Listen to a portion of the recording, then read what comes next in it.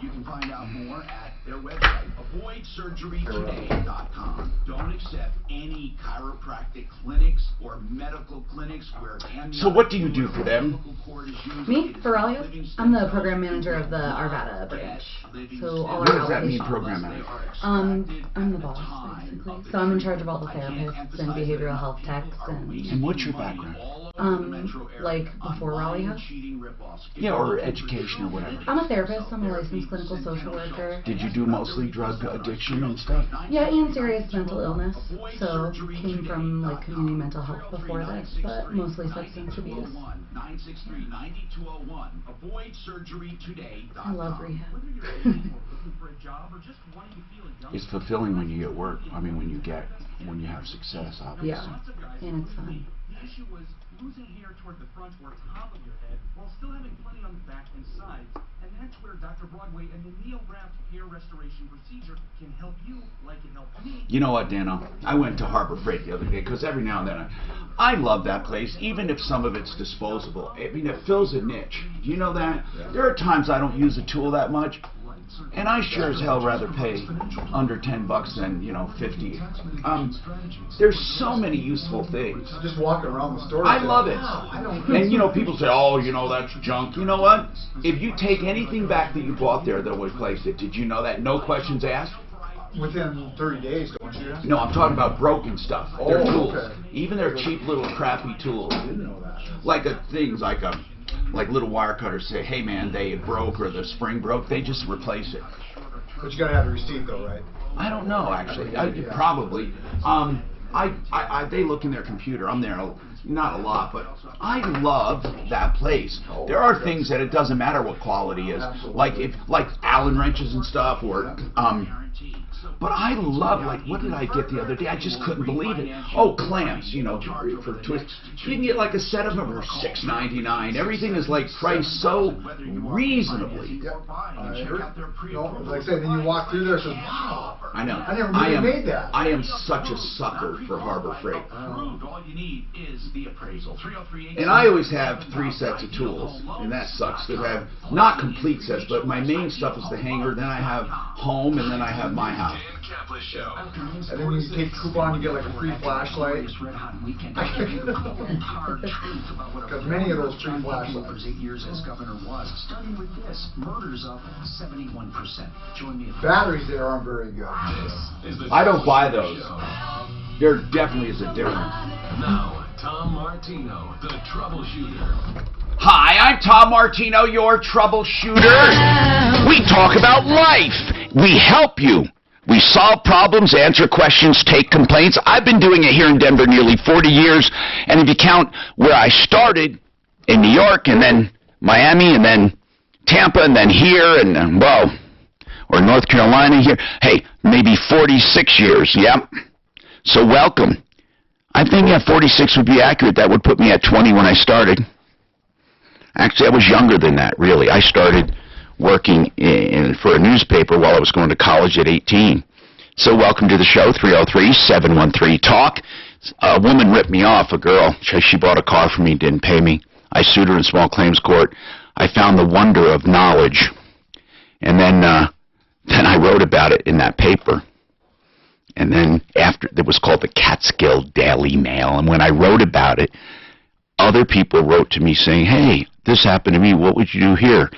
And then what would you do here? And believe it or not, that became a column, a question-answer column about consumer stuff. And before that, all you had was Dear Abby and stuff like that, right? So it was really a first consumer kind of column. Then I turned it into what I called action. It was an action column where people would call me and say, I did this, and I'd call and get results. And then I turned that into radio. Isn't that cool? Anyway, who cares, right? Hey, listen. We talk about life, everyday life. Today, in-house, we have the Raleigh House, which I'll tell you about coming up, treatment for addiction and substance abuse. I saw in 60 Minutes about the opioid addiction crisis, and one doctor is serving like several life sentences. He's from Florida. He prescribed himself nearly a nearly a billion pills. And they said in Florida alone, with a population of 10 million, there were some extraordinary amount of pills prescribed. I mean, it was enough to give every single person there a supply for the year. Anyway, in all of it, they're looking for blame. The doctors, the clinics, the pharmaceutical companies, but they never mentioned the addict. And I thought, isn't that something? They're not mentioning the addict.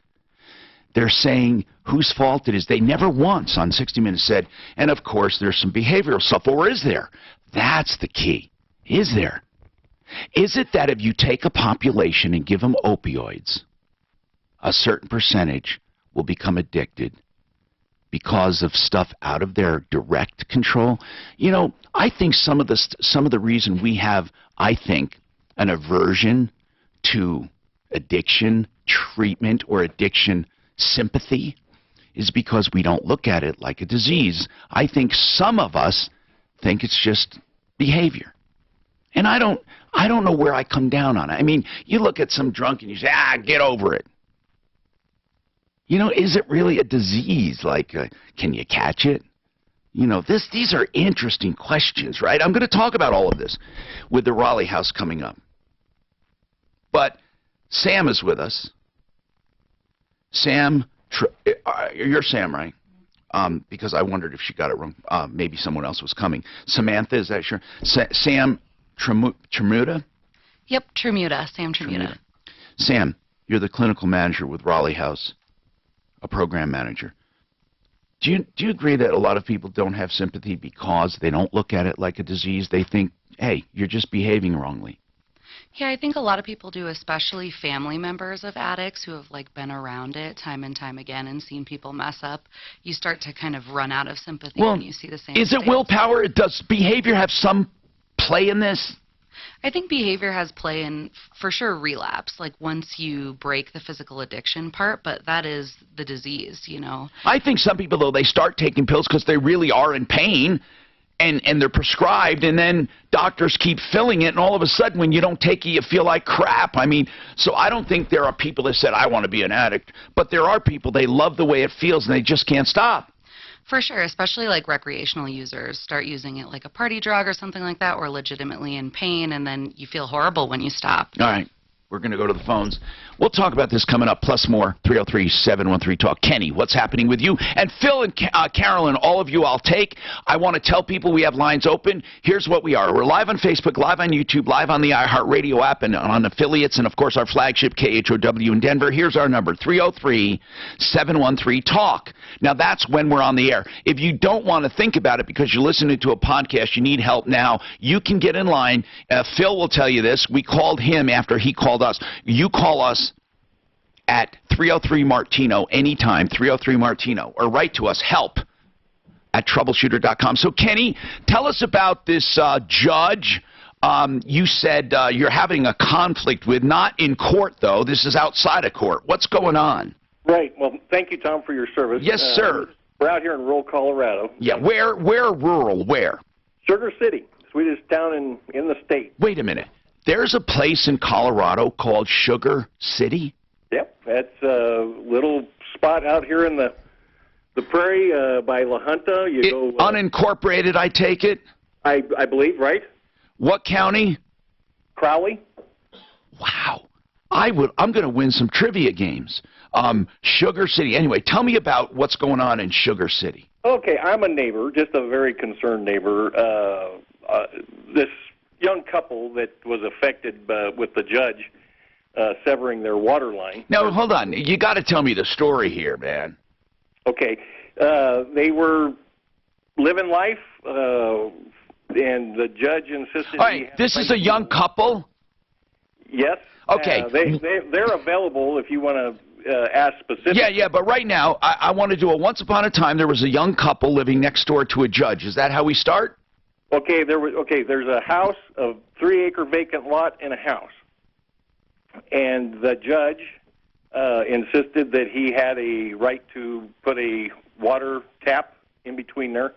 And, well, hold on. Is it a well or is there a public water? No, this is it's served by a municipality of Sugar City. Okay, so a young couple in a house next to vacant lot. And the judge who owns the vacant lot wanted to tap into the water supply. Correct. Which, of course, they can. It's called a service line. You pay a tap fee, and you tap into the municipal water. So how does this affect the young couple next door? Okay, they objected for various reasons. You can ask them for specifics on that, but water pressure is always a concern, and they're... Well, yeah, but you can't limit people on municipal water. That's just the way it is, right? So he had a right to hook to the water system, just like any landowner. I've never heard of anyone being you have to be allowed, right?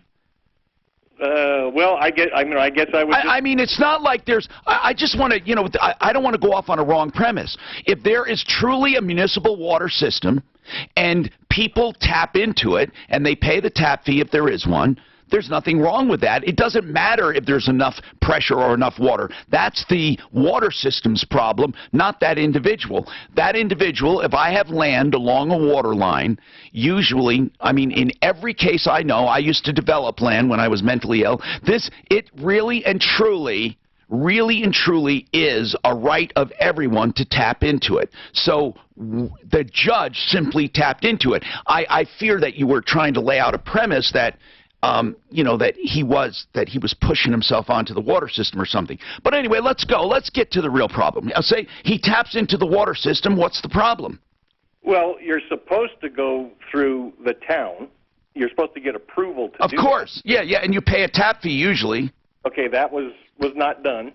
So wait, he was just going to basically bootleg water? Yes. I mean, that's in my opinion. I mean, what I'm asking is, did he get a permit and a tap? Did he get a tap? No. He thought he was going to dig up, connect to water, no meter, without anyone knowing it. Right. Well, you can talk to him. His premise is he would be able to bring a tap from another district and bring it to this district, which is against our ordinances. Okay, so it'd be like you having a vacant lot in Westminster and trying to transfer to Thornton. Now, I don't want to get into water, but in some rare cases, if you do abandon water rights, sometimes you can pick them up somewhere else, but not usually a municipal water system. But I just want to get right to it. So, in your opinion, this guy tapped into this line illegally. Hold on, and we'll find out what happened after that. Phil wants to talk about a contractor. Carolyn wants to talk about a conflict with a tenant and a landlord. She's the landlord. Chance, our guitar player, he wanted to tell us about a gig he got as a result of being on the show. Then our special guest today, Sam Tremuta, and she is talking about the Raleigh House. So we have a lot on our plate. This hour brought to you by Frank Duran, therealestateman.com. You will never do better than Frankie. And I'm serious when I tell you this. Never better. Now, there are a lot of good people out there, okay? But Frank Duran gives his heart and soul to each and every deal. And people love him. 303-920-1622. This judge, what he did is the line wasn't big enough to add him onto it. So what he said, because they had an easement across his line, he cut the line for everybody. Why is that? Because he didn't want anybody to have it if he couldn't have it. Okay, go ahead. What? He wanted, if he couldn't have it, he wanted everybody not to have it. Okay.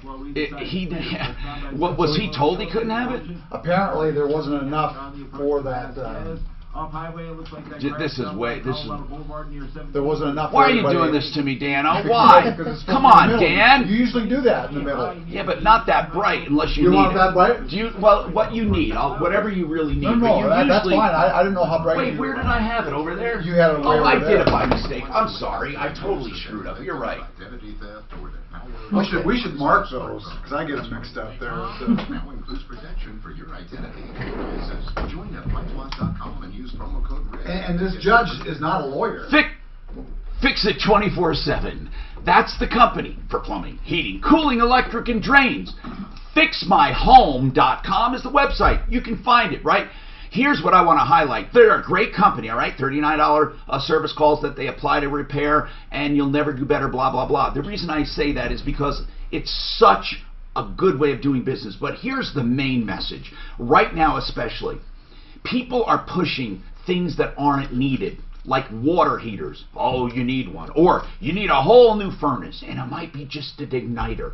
They find this all the time. That's why Fix It 24/7 is going to do a free second opinion on any repair that you have. Just give them a call. Of course, not going to come out there if somebody tells you you need a washer on your faucet. But as far as free second opinions, don't make a mistake. And the great thing about it is they got to put up or shut up. There is nothing to lose.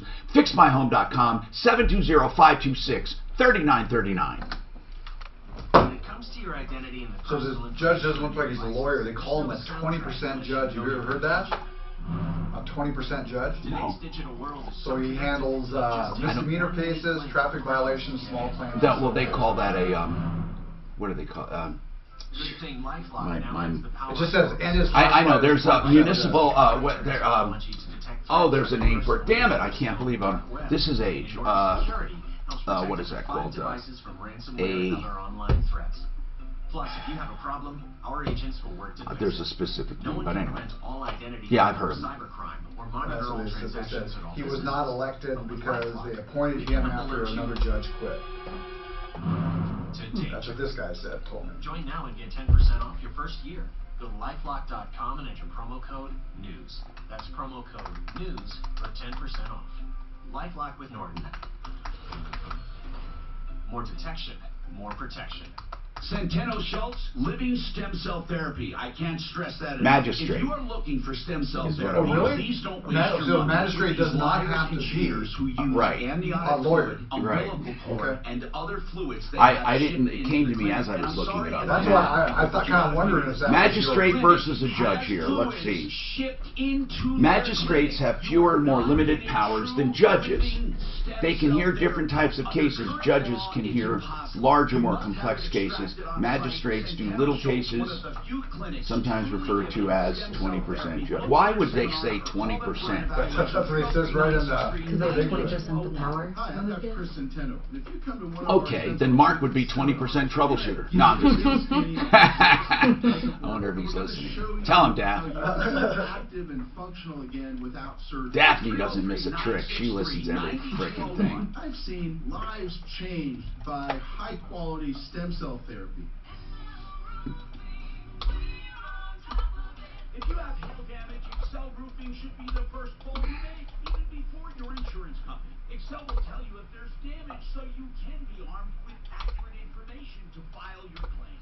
I'm consumer advocate Tom Martino. But that's what's just kind of funny is he cut the line so nobody could have it. The work But- is done right. In an industry Yeah, if that's true. If that's true. They, apparently this family, who doesn't want to say the name, saw him, and then they went over there and seen that he had capped the line and then stuck a red rag into the line going to their place. And they've been without water for 2 weeks, I think. Jesus. So he literally cut it. He literally cut it, yeah. They've always done my roofs. They should do yours too. 303-761-6400. That's 761-6400. Or Excel. I got a picture of him.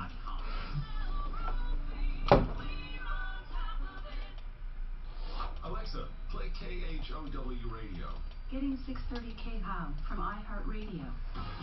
Ask for us on your Amazon or Google smart speaker. Let's talk. 630 KHOW. Go ahead. I'm waiting. I'm Tom Martino. You're a troubleshooter. Let's get right to Kenny, okay? So Kenny said that this young couple is living in this house in rural Colorado. They're on a municipal water system in Sugar City, and a judge next door, a magistrate actually, he taps in illegally to the water system without a permit, without a tap fee, without a meter, whatever. So Kenny, just get right to it. What happened then? Okay, so they reached out to the sheriff immediately because it put them out of water. I mean, it was a devastating situation for them. And after about a week, So when he tapped in, the pressure went to nothing. no, they didn't have any water. It's like if you go home. All right, tonight- got it. Keep going then. They reached out to the whoever and said this guy did this illegally, and what happened then? He referred it as a civil matter, and it referred them to the point where they have to sue the judge. And the cheapest. Wait, why wouldn't the water district simply go out and block it and say you're not allowed to do this without paying a fee? They did. Oh, okay. But it didn't help this family because he cut the line on his property. Okay. He cut what line? The water line that served their home. The main water line goes to each property. So did he cut the service for everyone after him, or did he cut their service line? Do you know what a service line is? Yes. Think of a main line as a main line and then T's that come off of it. Those T's are service lines to the homes. So he put in an illegal service line, and you're saying when he took his out, he was pissed and cut theirs. Correct. Okay. He went, was theirs close to his? Yes. Okay. Was it an accident? No. Okay. And then he put up a bunch of no trespassing signs. Okay. Well, there are easements for this, but their service line should not be on his property to begin with. So without getting into all of that, what they have to do is repair the service line. But they would have to trespass on his property to well, do that. Then they have to find out. They have to find out where the easement is, because usually the main water line is in an easement and the service lines are in an easement. And Kenny, I'll give you some bad news. If their water line was put in years ago, and it wasn't put in their easement or on their property, they may have to do a new one. I don't know the situation, but the water district should arbitrate this. They should come out and say, here is the service line access. Here is, where you can go. And then they do it on the easement. So is there an easement? These are things that are easy to find out. Do they have a copy of their survey? They do. Does it show an easement for utilities? According to what they have told me, I have not seen it, but you can talk to them. But they said that they do have an easement. Good. Across his property. Then all they have to do is hire a company to go on the easement and to fix it. Period. That's it. Well, here's the twist to that, Tom. The cheapest attorney that they can find so far. They don't need an attorney. They need to hire someone to fix the line on an established easement. They don't have to sue to do it. So they're listening. Okay, what they do, hold on. What they do is hire a company. Then they call the sheriff's department and say, whether or not this is civil doesn't matter. We have an easement, and we fear that this person will try to obstruct us. Now, the sheriff is responsible for keeping peace. Even with any civil disturbance, they're responsible. If you want to go pick up your car from a mechanic, and you sense that mechanic is going to try to beat you up, you can say to the sheriff, please keep the peace. If they are doing a legal repair on a legally established easement and that guy tries to obstruct them, that sheriff can stay there to maintain peace. And that's exactly what he should do. And they should call ahead of time if they anticipate trouble. Do you think this magistrate will literally get out in front of the backhoe? I don't know him well enough to make that okay. Call. Listen, I don't know what you were hoping I would tell you, but you told me there is an easement. It's recorded. Their service line is on the easement. They hire a contractor to fix it. As far as damages and going after him, you do all that afterwards. But they don't need an attorney to fix a sewer line. So, in your opinion, they can go on his property. Here, hold on now. Hold on. You just asked me something totally different than what you just said. In my opinion, are they allowed to go on his property? Here's what I'm telling you. Easements are established on people's properties for access to utilities, cable, sewer, electric, whatever it's for. And people are allowed to access this. I am not giving an opinion on something I've never seen, but if they have, let's put it this way, if I had a survey and my water line was on an easement and my water line broke, I would get it fixed, period. That's it.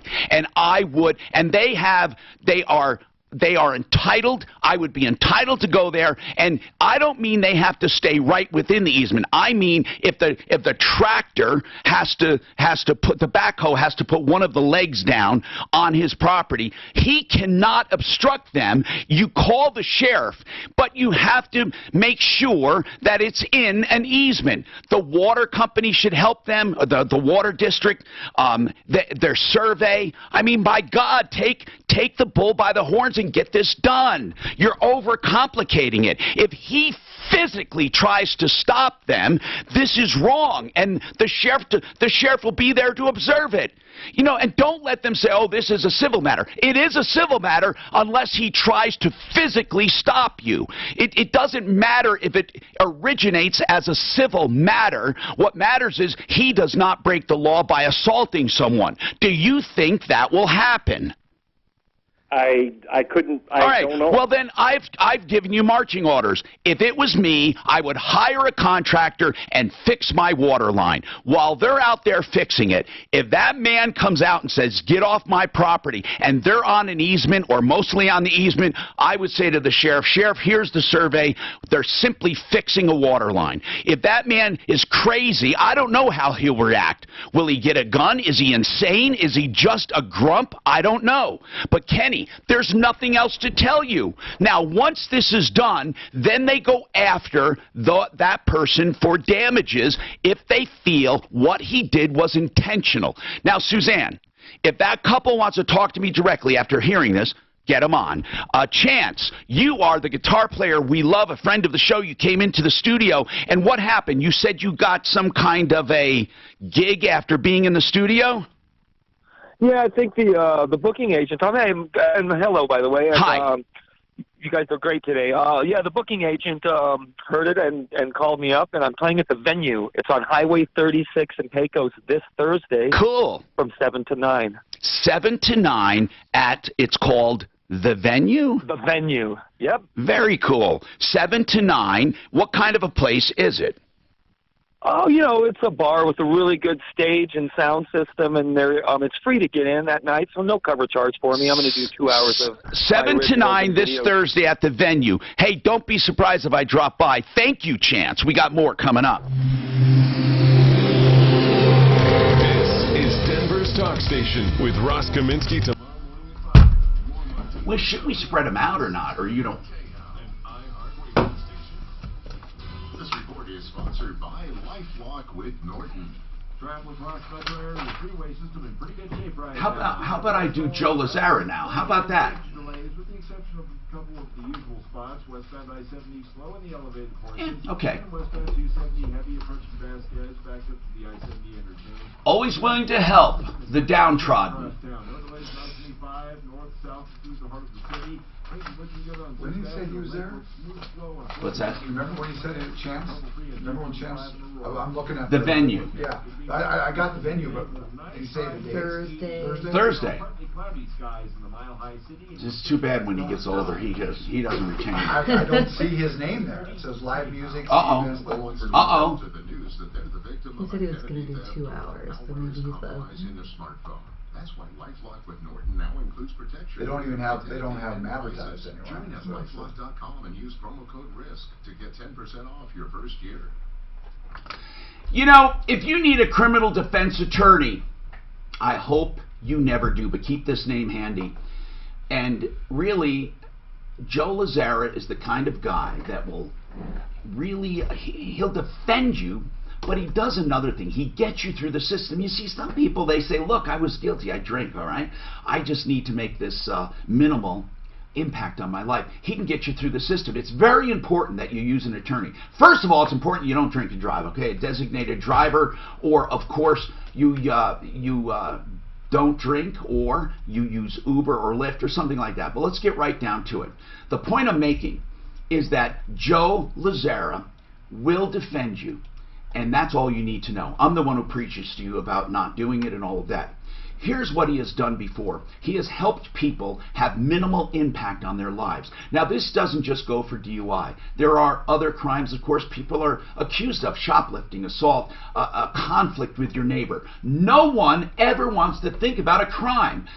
That's why they start hustling right after they get accused of something to find an attorney. I am telling you, have this in your back pocket.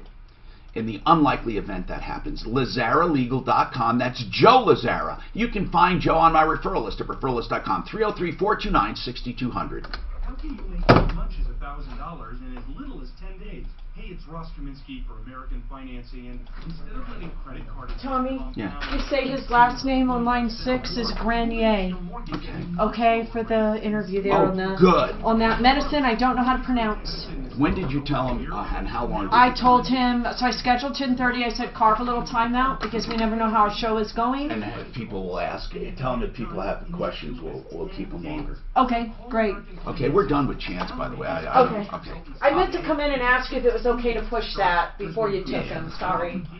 You usually know. Never any upfront fees, just a loan customized for your needs. And we're done with the county. Be able to delay up to 2 months of mortgage payments. You have nothing to lose except And I'm done with that water line. Let him get the couple on or something. 695-7000. That's 303-695-7000 or online at AmericanFinancing.net.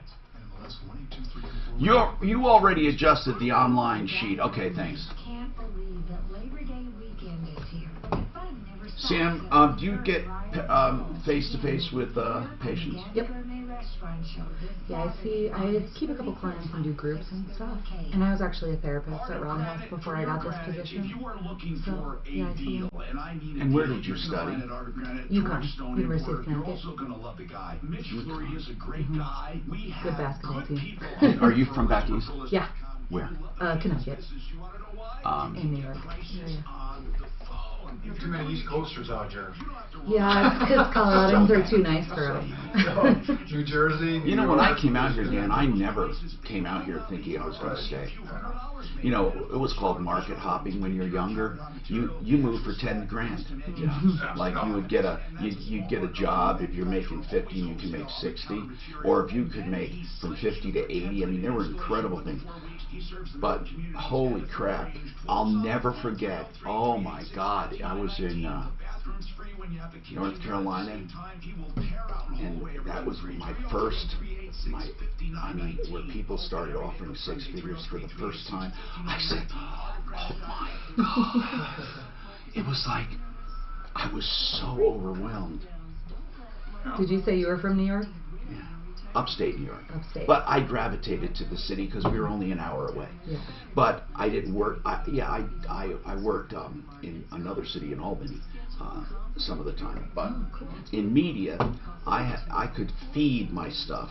Not like we do now with a cell phone or just broadband. But do you know what I used to do? I used to take the film, and I would send the film on a bus to the TV station, then call the station on the phone and narrate.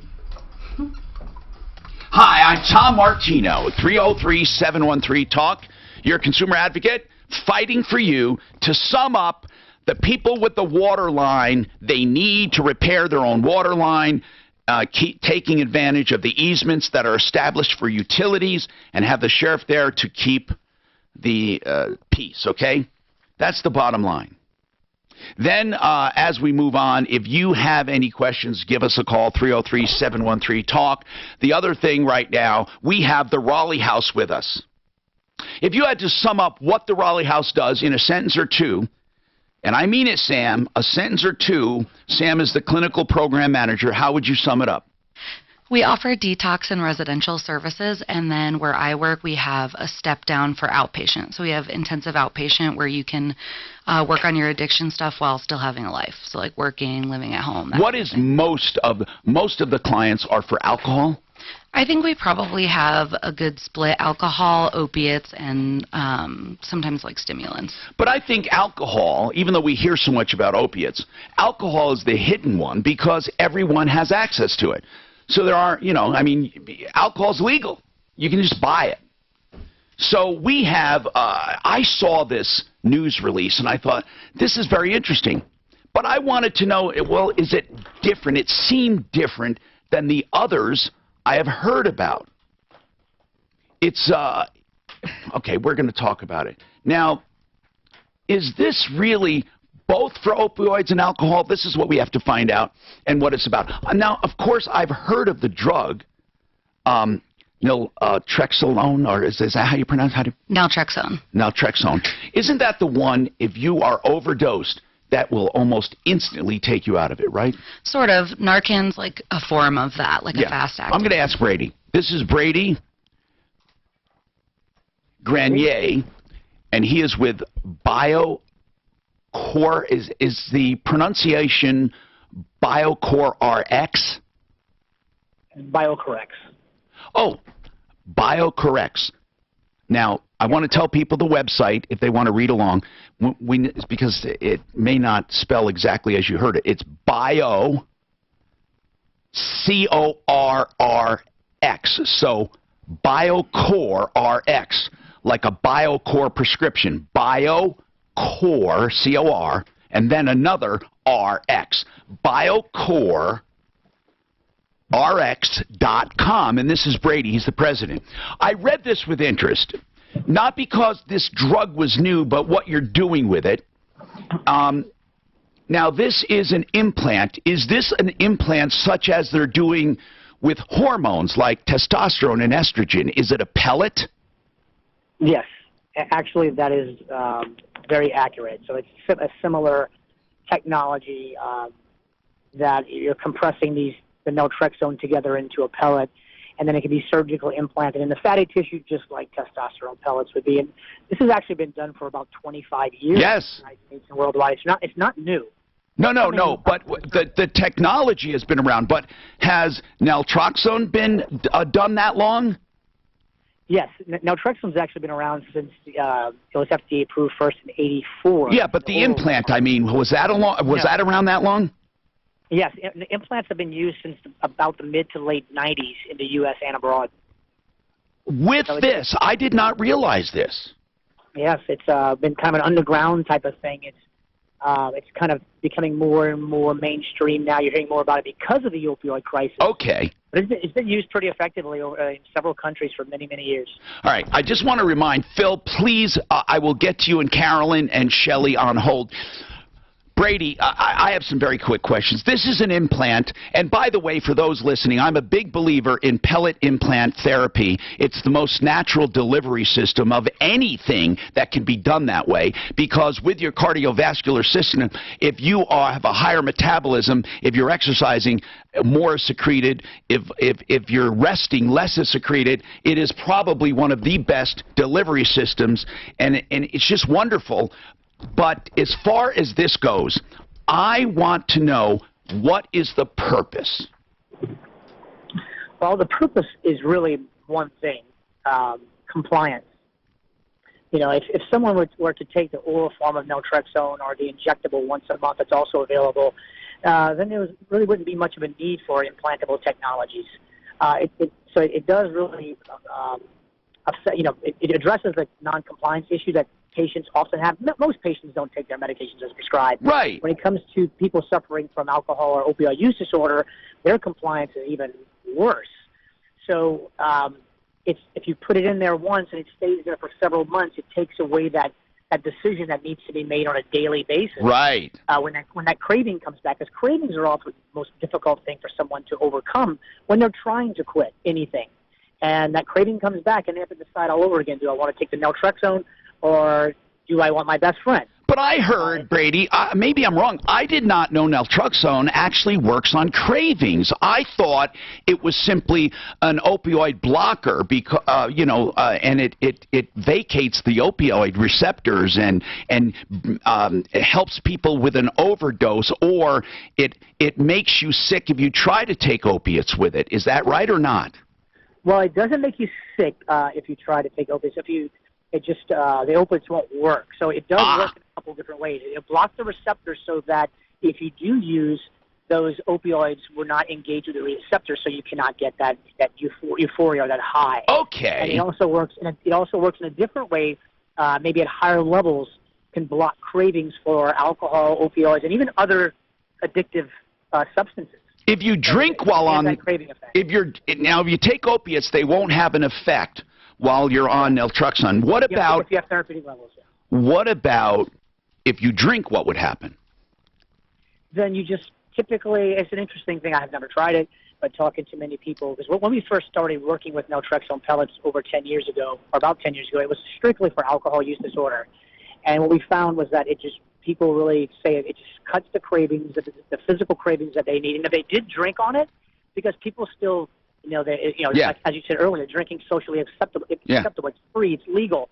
So sometimes part of people's lives. And if they try to drink on it, then they don't get sick per se, but they just don't get that reward that they were looking for, or it's greatly diminished. Okay.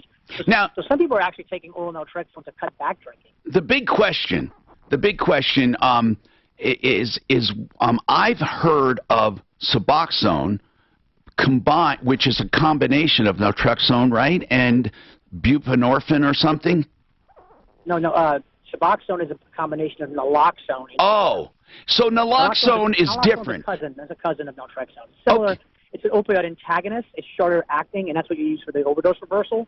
But they're similar. They're cousins. Let's say naloxone and naltrexone are cousins. So how is Suboxone different than this? Doesn't Suboxone also stave off the cravings? Yes, it actually does, and certain people do better on certain medications. So there's no one size fits all. That's important to note. Some people will do better on Suboxone than they will on naltrexone. But Suboxone is a partial agonist, so it does have an addictive quality to it, but it does help diminish the cravings and ease the withdrawal symptoms. And for some people that need that drug, but between doctor and patient, that may work better for someone than others that are wanting to go on naltrexone. Usually the naltrexone patients are the ones that are highly motivated not to have their life shackled to any medication. Yeah, will they go through withdrawal? Do they go through withdrawal with naltrexone? Well, you have to be detoxed before you can go on naltrexone. That's often a challenge for naltrexone, is that they have to be clean first. Especially with opioids, it may take them 7 days, give or take, but alcohol maybe 3 days. But going through that detox is often a challenging process for many people. And there's a lot of detox processes and medications are now coming on the market to ease that process and get people on naltrexone. But again, it is patient by patient specific between doctor and patient. And there's no right or wrong answer with this. Some people do better on naltrexone, some do better on buprenorphine, and they both have a place in this. If you could do me a favor, this show works differently than most shows. We don't exhaust a topic through and through. We touch on it. Let people mull it over. Those will hear about it. Somebody right now is making a call to someone they know is on opiates and saying, you got to listen to Martino, and then we come back to it. If you would be so kind as to hold, we will come back to you. But that's the way we do it. We call it weaving a topic. And it's way more effective, and we actually reach more people. 303-713-TALK. Up next, Phil. He has a contractor problem. So, how do you feel? I should ask you on there. I'm not going to ask you right now because I don't want to rehearse.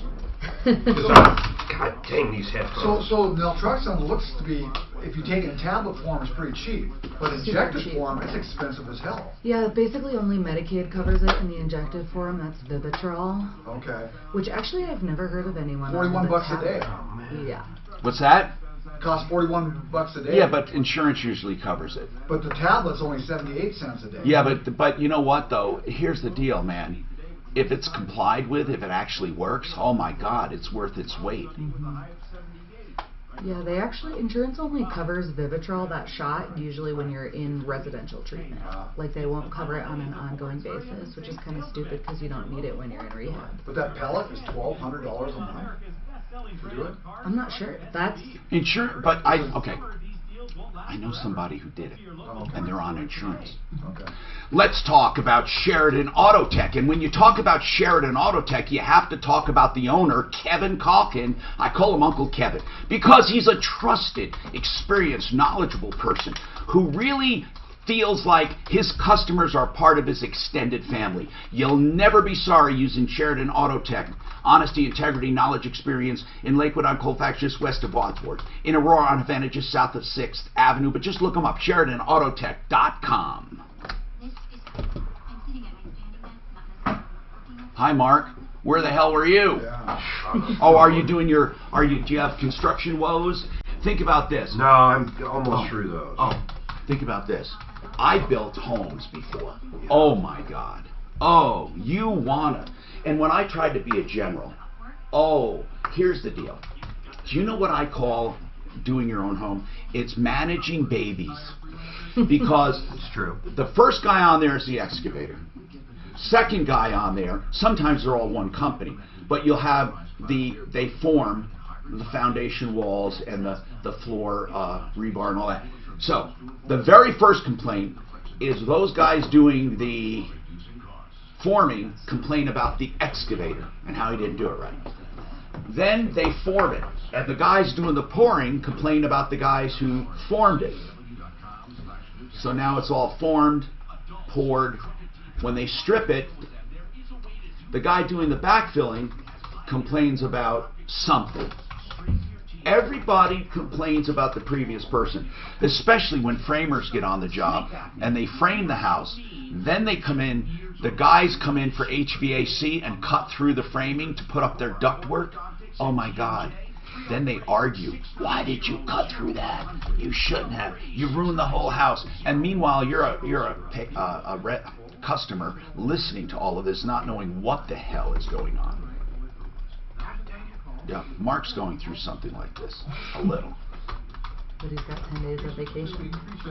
When's my vacation? Are you the general, Mark? Someone with depression. Hi, this That's is Ed Green. And let me tell you about I'm a major. TMS, which is a revolutionary, non-invasive. Yeah, I pulled all my own permits and stuff. Treatment. I've spoken with the Arahant doctors. So imagine that. TMS device and discussed the scientific He'll evidence say. behind transcranial magnetic stimulation. Yeah, but then wait. Then you got wait, hold on. Within the brain. Why are they doing ads without There me? are no side effects like memory loss, weight gain, or ED. Also, most. Okay, you know what? This is going to get no results. Many patients experience significant relief after just 3 weeks. Arahant Mental Wellness offers hope through innovation. And remember, TMS is FDA approved. This isn't us. It's a different company. Insurances. I encourage you to schedule a complimentary consultation by calling 303-502-5911. This is Ed Green. Again, I love Ed. Who is this company? That number can help you or someone you know who suffers from depression. 303-502-5911 or go online to hopethroughinnovation.com. Don't be victimized twice. You had a flood, a fire, storm. You discovered mold. God dang it, this is There's been driving me a chemical crazy. problem with toxins, lead, asbestos. Call a company you can trust because this restoration industry is riddled with ripoffs. American Restoration 24/7. If you have an emergency, a property trauma, you can trust American Restoration 24/7. Oh, you've got to be kidding me. God bless this. AmRest247.com. AmRest247.com. Consumers Real Estate Show. That's right, a real estate show for consumers. All inside information. What's frustrating? You're purchasing something? This stupid FedEx thing. I'm just trying to open up a FedEx account. You'd think I'm trying Mark, we to have one. solve Just the use world's ours. problems. Just use the one we have, bro.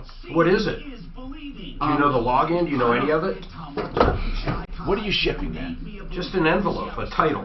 Okay, let me look at my thing. I think I have. And if it's under your account, I'm going to throw some rocks in it. It is mine. Okay, good. I'm going to Wait it up. It's Do going to be you the know that heaviest envelope did you know ever my mailed. iTunes account was canceled? And then I had to get it. I had to be on a chat last night about. It's just, Why? Because you had too many cancels? No, what I go through is a nightmare. It was something. Are you pulling up that account? Yeah, I will. Yes, I'm All right, doing make it snappy.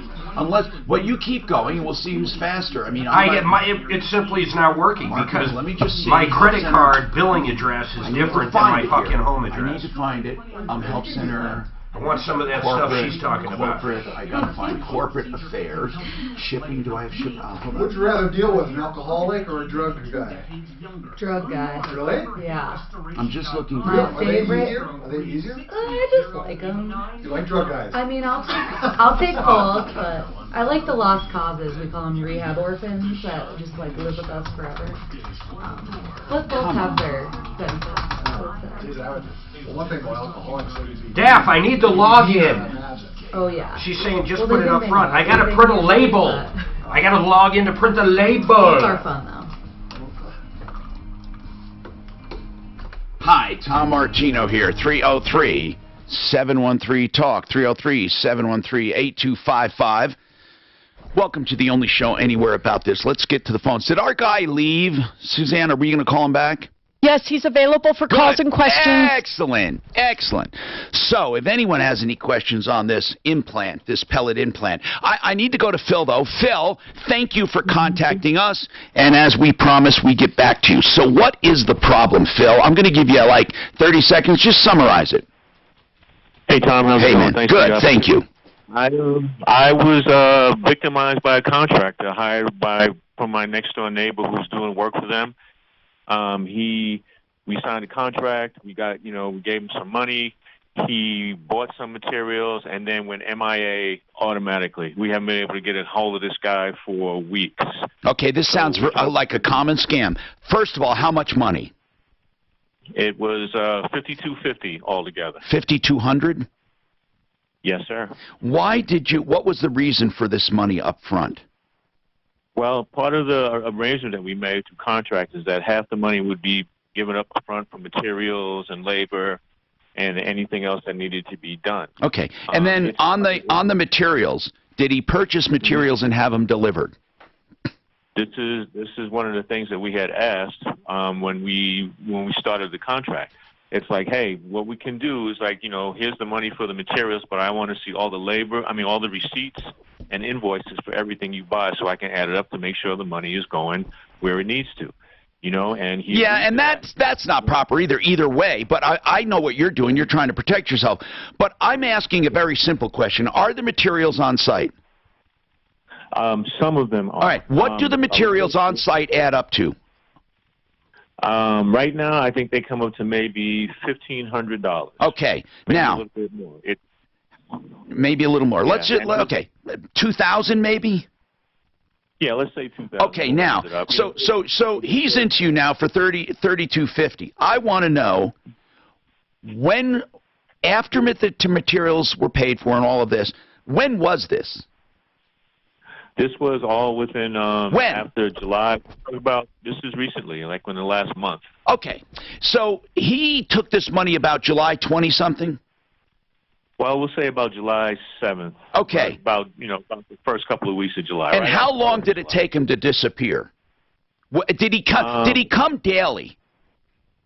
He did not come daily. We Okay. would call him and say, hey, I want to know. Yeah. I would ask him for things. Right. Here's the invoices, the receipts. When's the last time you heard from him? It's about 3 weeks ago. Okay. Sent him a text asking him, like, yo, what the hell is going on with Right. the deck? Okay. And he's like, well, I'm in a meeting right now. Does your neighbor know this guy? Yes, my neighbor. It was her friend's boyfriend who was trying to start out a business. We thought it was legit enough because he was doing work next door. Do you have a written contract? I do. Okay. Now, he is in violation of the Contractors Trust Act, which, by the way, can be criminal, except you got to kick the DAs in the ass to get them to do anything. What county are you with? I'm in El Paso County, Colorado Springs. Yeah, good luck there. Okay. So, listen, this guy took money. You don't have materials. You have to start initiating something, and will initiate something. You need to do a small claim. In violation of the Contractors Trust Act, you need to subtract the value of anything. Did he do any work whatsoever? He did do some work, which okay. is, which is surprising. Like what? Like what did he do? He did the frame for the deck. He got the Trex deck slats. Okay, how much worth? Okay, you got 2,000 in materials. How much worth of stuff? Well, there's a rained-on pallet of concrete outside. There are the frames for the. How deck. much? I can't add that up in my mind, man. Just tell me, how much did he do? I'll believe you. Yeah, he did. I say he did about a third of the job. Okay, so how much, man? If you added up everything, how much? You got 2,000 in materials. How much in work? 3,000? Tell me. What do you think? No, I would say maybe like $1,000 worth of work. Okay, 3,000. So then you sue him in small claims court for whatever you did not get. You got to start that process. If you get a default judgment, listen, unless this guy's a complete dirtbag, you probably will collect something while we're helping you at the same time. But that's your first step. I need his information. Deputy Dan, I'm going to have him call this guy, so give your information, basic, to Suzanne, and Deputy Dan will get in touch with you. 303-713-TALK, 713-8255. We have more with the Raleigh House coming up about addiction, alcoholism, and opioid use, and more. Stick around for vital information. Okay, I sent you, Mark, all of the account. I emailed it to you. Wants to come on and tell Tom how he's affected. Well, Tom want to hear how I He has his own account used then? opioids for 40 Mark, years. Your account. I'm like, sure. Huh? So there you go. You gave him my account? Oh, I'm sorry. It's I was all just on going to there, like that on back his up. email. Sorry to be poke you. No worries. Yeah. He doesn't have to fill shit out. People All always his Clint been on. But you have to fill this form What? How for long's them to Clint been pick up on? here. I don't know. That's fine. And so I just brought this up. So you gave him my, not my, but our account. Yes. By the way, that account I should have be it on now. the front list It's anyway. been for a bit. That account, I forgot about you. We got to start making sure everything is on referral list. We got to look FedEx account too. So what do I do about these things? Do I give them to you and say, here, transfer payment? Well, if you just share your drop. Oh, I see what you're saying. I got For so FedEx. much shit. But for FedEx, you don't have to fill that out online or anything. We just have to fill this form out. I'm talking about billing. Do I have automatic billing? Do we send stuff for? I don't even know what we've sent for referral lists Hardly for FedEx. everything, but we Anything. I have think the that's mostly account. personal. Yeah, but we have the account. I have never sent anything. Oh yeah, I have And maybe. it's Troubleshooter. Yeah, What's but what I'm that? saying is, Yeah. we're going to make it that, like he's using it now for a title. Yeah, but Mark, are you just going to give him? You're going to give Daphne your card for that, right? Well, it's an account. It's going on whatever the account is. I don't care. Just tell me what to do. Okay. Are you going to get I'll send this to you. information or give me his number? Listen, I'll call him. Okay. Yeah. I'm going to send this to you for later. Then you can go online and make sure the billing is in the new card. Okay? Sure. We have the same number. I have it memorized. Y'all are very skilled at multitasking. I have had a headache right here, and I can feel right where it is. Hi, Sam. I'm Daphne. Hi. Nice to meet you. Huh? Are you hydrated? Yeah, I've got a. Hey, I think I slept crooked. You can't take this stuff, right, for helps you hydration, don't you? Like I've seen it at Costco. Don't you put some stuff in water and drink it? I just put baking soda. Baking. I thought you had something that gives you more hydration. How do I find the path here? How do I find the path for this? You don't even know what But you know, no, I don't. But you know your account number, Is it your wrong? account number, but I wasn't the one that Ross we use talking here to people, I couldn't ask is him. 722-722. What do you mean? This one is wrong? No, that's your account number, but the account, well, I guess, I don't give a yeah. shit. I really don't care. 722-722. I don't, I mean, I don't know why I have Oh, that that's down. FedEx. Oh, yeah. Let me just find out where the, how do I find out? I search, but I don't know where the hell it is. Oh, there it is. So where is it? It's under Commerce. Commerce. Jesus. Oh, I see where it is. So let me see. If I'm just trying to find the damn thing, shipping and receiving. You can't find paths. Oh, here's paths. Financial, personal, commerce, shipping and receiving. There you go. I don't know, it should be under that, but Yeah. For college students, okay. ads in stores and on TV increase the chance of vaping by 30%. Do you want one before I leave? Yeah, thanks, dear. I ran up. Where are you going? Post office, and to get AA batteries. Oh my God, yes. I was so pissed. But it worked out. Corey gave it to us. Or esports at the varsity level. Alex Perez, ABC News.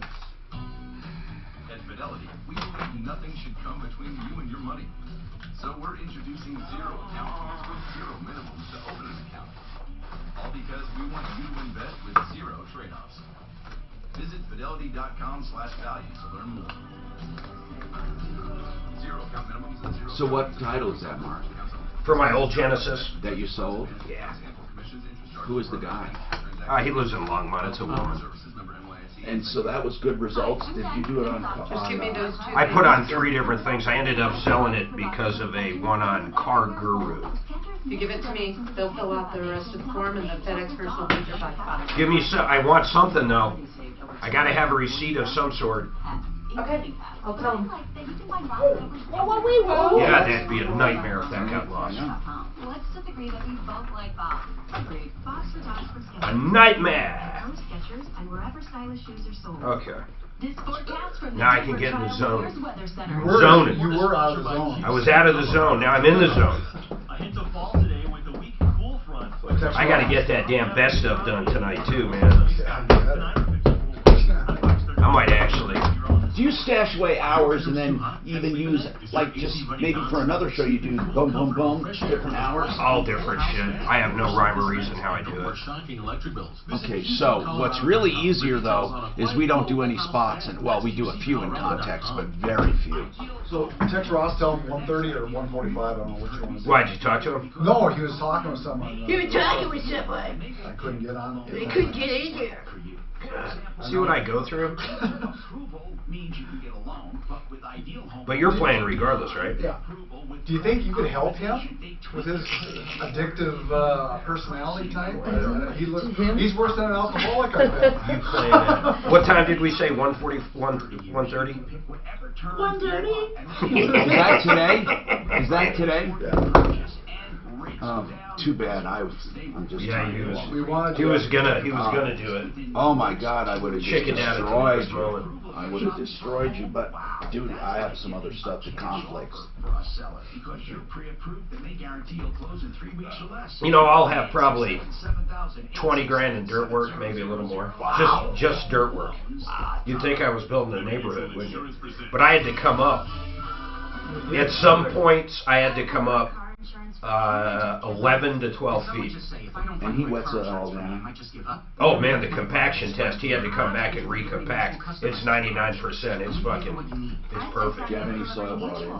It was all brought in. That's why I had to have the compaction test. I'm Was going to it end up... sand? Do you know sand is like 90% compacted when it's dropped, or 95? Yeah, but it erodes really quick. No, it was dirt. #1 retirement fear. And then on the inside, it's got some road base. It only erodes if you don't retain it, but if you retain it... There's no retaining wall. So do they say what this angle's got to be? They won't allow a retaining wall. No, they'll allow it. I didn't want one. So this is your there. This angle of the dirt around there has got to be at a certain angle. 30% grade, 28 to 30%. Is that what you're talking about? Here's what it looks like. But what about brand new lenses where you'll never get cataracts, you'll never need glasses, they'll never tint or yellow, they'll never wear out, you'll have like bionic eyes, a clear lens exchange. How high did you go? What's your highest point? Icon, 10 feet? 10 Wait a minute. How high did you have to go from? Dirt more than 10. Holy cow! That is a lot of dirt. It's like 40 dump trucks. Wow, that's a lot of dirt. Why did that happen? I didn't touch it. I don't know. What'd you do? A square. It just happened. Does it happen with your eyes? I have no idea. I don't know either. I just looked at it and it's square. I don't know. Somehow you hit shop. I didn't touch shit. That's a lot of dirt. Holy cow. How much dirt? Now, Tom Martino, the Troubleshooter. That's a big building too. Hello, Tom Martino here. Welcome. 303-713-TALK. 303-713-8255. Welcome to the only show of its kind anywhere in the universe where we're solving problems, answering questions, taking complaints. If you want to learn more about us, go to referralist.com about us and just learn about us and become part of the family, all right? We have a special guest today, as we often do, from the Referralist. Today we have the Raleigh House. We have the clinical program manager. The Raleigh House is, for lack of a better word, rehab or rehabilitation or actually treatment for addiction. And Carolyn has been waiting a while. Carolyn, what's going on and how can we help you? If you want to know more about the show, listen and you'll find out. We're all about help. That's it. We're not going to try to change your politics or religion. Hey, Carolyn, what's going on? Carolyn? All right. She may have gotten discouraged, so goodbye. Shelley, your turn. What's going on, Shelley? Hey there. My daughter purchased a vehicle from Pikes Peak Automotive Group in Colorado Springs in April of 2019. Okay. At the time, she paid them cash and she financed a small amount. And how much did she pay down? She paid down $5,000 and she financed $2,000. Oh my goodness. Okay. So she paid her sales tax, and everything, was looked on the up and up. But when she went to go try to get her car registered to get plates, she could only get temporary plates because the company that she purchased from was very, very slow in sending the title. Yeah. This is what we've discovered. That happens the title often. To the credit union. Yeah. And then they did not send the title and registration information to the DMV. And so she had temp tags up until about 2 weeks ago. How long did she have temp tags totally? Since April until 2 weeks ago. So they renewed them. Yeah, they renewed them each time. Because You know what? Sometimes it happens like that. I mean, is that the complaint, the temp tags, or is that just building up to something? No, we're building up. What kind of car is it? It is a Toyota RAV4. RAV, okay. So what year? What year? I think it's a 2000, mid-2000s. All right, so what's going on? Okay, so 2 weeks ago, the DMV verified that they were getting payment from this car company, and now, what do you mean payment from this car company? What does that mean? Payment for the sales tax, because as of this point, they had not been paid the sales tax up until 2 weeks So ago. was the sales tax? She has a contract from the dealership showing that they charged her for sales tax. Right. Okay. Go ahead. Well, today she calls me in tears, saying that Arapahoe County reached out to her saying that you owe us $500. Okay, why? She's a college student. Why? Because the sales tax was not paid. The company, Pikes Peak Automotive Group, closed their account with the DMV. They closed their doors. Oh, they're out of business. Now they are out of business. They've completely closed everything. I want to make this clear. Let me make a few things clear for people listening. I always tell you this show is about learning and about passing on information. First and foremost, when sales tax is collected by a dealer, it doesn't always have to be collected by a dealer. Sometimes dealers do not collect sales tax to make you look artificially lower on paper, so you buy it and then you find out you owe another $1,200 or so, or whatever it turns out to be. Sometimes they miscalculate sales tax and you pay a lower amount at the dealership. Sometimes, but here's the bottom line. The customer is always responsible for sales tax, no matter what happened at the dealership level. Now, if the dealership, of course, took you and charged you for sales tax and did not pass those taxes on to the county, that's fraud. However, if they go out of business, what do you do about it? Well, with a dealership, there's usually a bond. However, the bond is far from enough to cover people who are in trouble because many times dealerships owe too much money. But first and foremost, did she check to see about their bond? No, we weren't aware of a bond. Okay, all licensed dealers in Colorado must have a bond to cover stuff like this. But I don't know what happened. Was it truly charged? Are they saying that Pikes Peak Automotive Group did not pay sales tax, or did they pay an incorrect amount? Do you know? Did not pay any sales tax on her car. Zero. Zero. Wow. So it's like she's paying it twice now, right? That's exactly right. I'd like to see that contract. Yeah, so would I. And also, when did Pikes Peak close its doors? I'm looking at cars.com, and it says here on a review in early July, since the business is closed down, we are at a loss for how to attain the title and registration. Yeah, people are going to be screwed. That's why they have bonds. So you have to contact the dealer licensing board. We can't do that for you.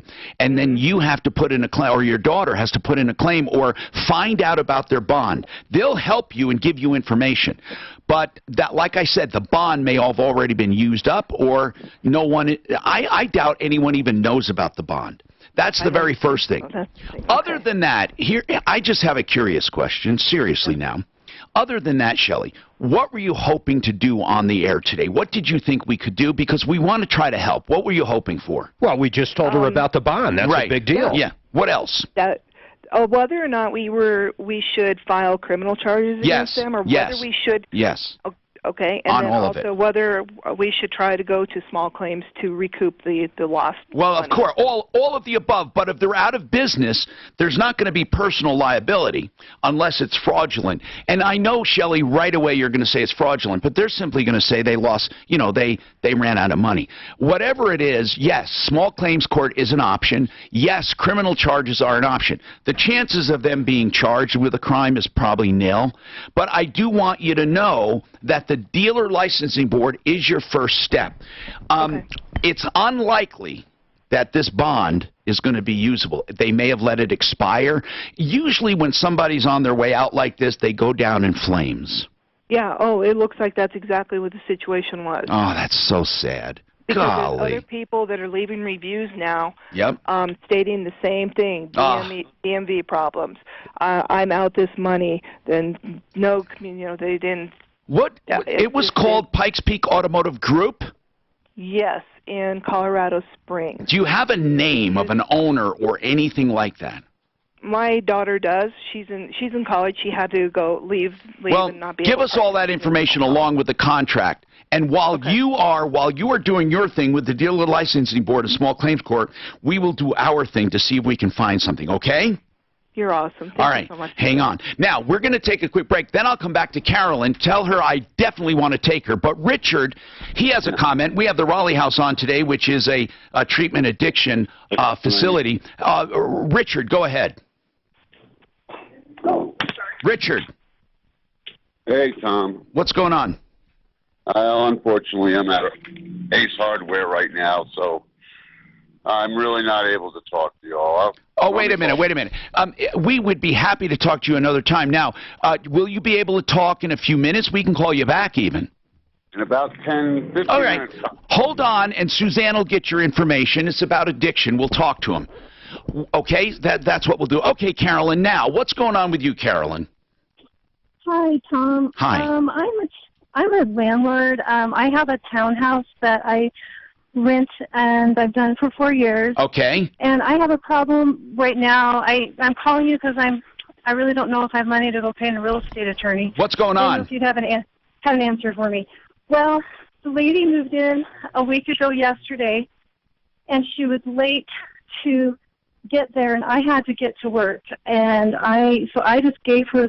I know it's not smart, but I gave her the contract, the keys, and I said, I'll be back. We can check base tomorrow and do payment and do final paperwork. Yeah. Well, she hasn't paid me. I came back, and she said, well, there's dust in this place. Yeah, she's got you by the short hairs. Okay, so I don't have any. Well, here's what I think. She might be a nut, just a nut. She might be trying to scam you or put off as long as possible paying rent. Here's what I would do if I were you. I would immediately start eviction for non-payment. Okay. Immediately. Right. And you got to go through the process. Putting up the notice on the door but you will have get the to do it. attention. You have to do it legally. If you don't know how, find an attorney. But the very first step is a notice, 3 days, to pay or get out. No matter what she says, no one is going to argue quantum Marriott, which means she's getting something of value, whether it's dusty or not. Let's just say you let her move in, and there was absolutely no contract. We know it's not free. She's living there, and you you didn't say you would take out the dust. I mean, get right down to it. It would be a verbal month to month. And if it's a verbal month to month, you can argue that you can give her 10 days notice and get her the hell out. Whatever it is, you may want to consult an attorney first. But start the process now, and please keep us informed. This report is sponsored by LifeLock with Norton. Traveling across town in pretty good shape right now. So if you got some late morning errands to run, now's a good time to do it. Just a couple of slow spots in the highway drive. Not me. Yeah, that's what it is. But it's okay. Can you find the spot he's talking about, Ugly? Can you talk to him on 3 and just see? Maybe we can trigger the spot and find out what it's about. Drive across town in fairly decent shape. One crash off highway to watch out for at 31st and Walnut. The weather forecast. It'll be mostly sunny today with a high near 80. Tonight, clear skies overnight, a low 56. Tomorrow, sunny again, a high near 78. Right now, few clouds above and 68. With your traffic and weather, I'm Pete Wagner. 6:30, K-How. No one wants to wake up to the news that they're the victim of identity theft. Hey, listen, I saw something chilling on 60 Minutes about the how pervasive. Join at LifeLock.com and use promo code RISK to get 10% off your first year. Denver Egress Windows. What is an egress window? It's a window well. That's what a lot of us call it.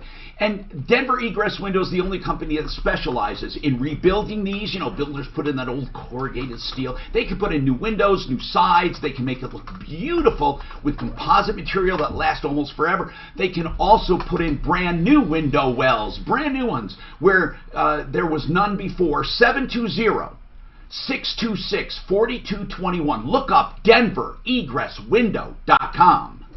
Whether you're dating or looking for a job or just wanting to feel younger, for guys it's really important to have the best head So, hair you can. Mark, it was about the malware, the ransomware, and how successful they are. And right now, they have a special unit in the FBI for it because hospitals and cities have been paying the ransom. There have been giant cities that one chose not to pay it. It cost them $20 million to restore everything, and all they had to pay was $55,000.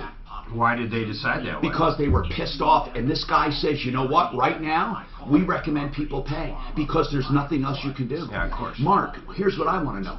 I know we're small potatoes, but what they said is they go out, and they don't care what size it is. They even negotiate fees. Like one town that they normally charge $55,000 or $60,000, that's a normal fee for their municipalities, to buy the decryption. When this guy said we're a small city, and they looked it up on Google, and they said okay, we'll do it, and they negotiated down to $8,000. Seriously, Mark. And they always give the key. Always, because they don't want to ever not get paid. There's multiple people doing this. They say, but no one's never gotten it. No one's never been cheated. That's weird. It is. They never got cheated. I thought I've heard of it. No, there's no upside for them because they want to keep doing it. But here's the other thing they said. Once they're in your system, without a completely brand new fresh install, and when you fresh install, you can't just fresh install. One file at a time. You never know if it's going to get back, or they kept something that you'll never get back. See, this is why I don't understand. It's scary. They don't make Bitcoin illegal. God, here you go again. No, I mean, that's how they get paid. Mark, then they do it in a different way. Seriously, I'm asking you this. What do we do to protect ourselves on that? Well, we have a backup. We have a backup's get encrypted. No. We have an off-site backup. Yeah, but if it backs up the encrypted files, you don't do it all the time. You have like a 2-week floating backup. Okay. Yeah. But what if they put like one in there and it doesn't kick in for 2 months? I don't know. There's obviously there are people smarter than us that are doing it, right? I'm just wondering.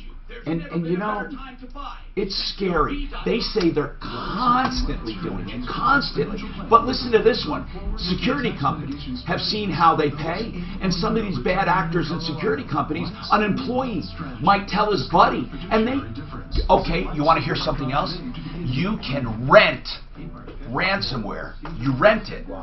And they showed a site where you rent it. They went into a server and they encrypted it in 5 minutes. So any employee can do it? You can take the software, use it, and they guarantee results. So now the people so now you don't know who to trust. Wow. I mean, you could have someone working for you that does it because they know the inside. I'm so afraid of this. I don't know, man. Our world is getting way too complicated. Right. And once again, I think you got to go after the currency. Well, the currency is always Bitcoin. Well, Bitcoin or another crypto. Yeah, of course, that's what I meant. Digital. Right, because they can't track. But seems like it'd be hard to make that illegal. Like, I don't know how you would do that. The internet's like Wild West. Think the FBI should be able to send let's say you made it illegal, but there's still then the outlaws would only use it. I mean, if they're using it. But if they could get in there and make it. But they can't. You know, how do they stop it? It's on how many thousands of servers? I'm Tom Martino, your troubleshooter. Welcome to the show, the only show of its kind anywhere in the universe. 303-713-TALK, 713-8255. Let's talk to Tom. Tom, what's happening in your life? Hey, how you doing, Tom? That's a good name. My name's Tom, too. Hey, Tom, too.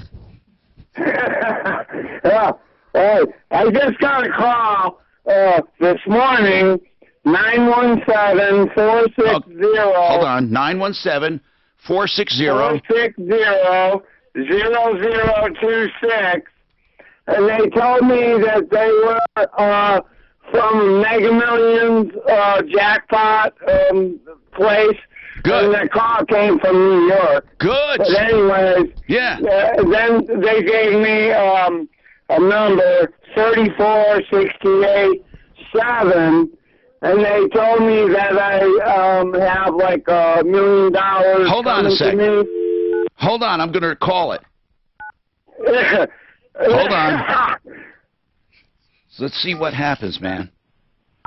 I want in on this. They told me I won $1 million, but I have to pay them $7,000. Million Sweepstakes and Lottery Incorporated. Your call will be managed by our auto attendant. Please select from the following options. Oh, good. For the claims department, press 1. Hold on. For the financial department, Hold on, man. To leave a voicemail, press 9. Okay. I just want to hear them. That's we transfer your call. Hold on.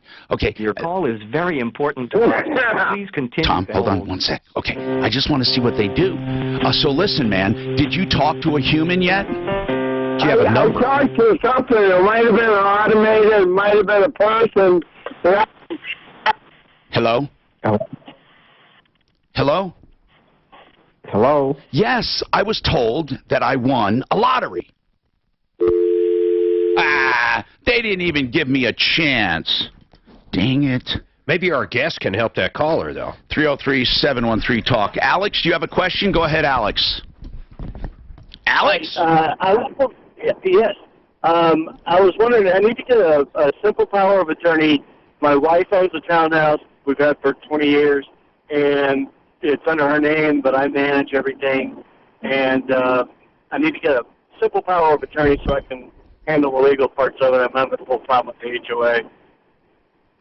That's easy, man. I want to know how easy. How easy? Who do I call? About $200 easy. About $200. Yeah, to get a power of attorney, you use an attorney. There are many forms you can download to do it, but I'm not telling you to do that. I'm just telling you that I have done them without attorneys.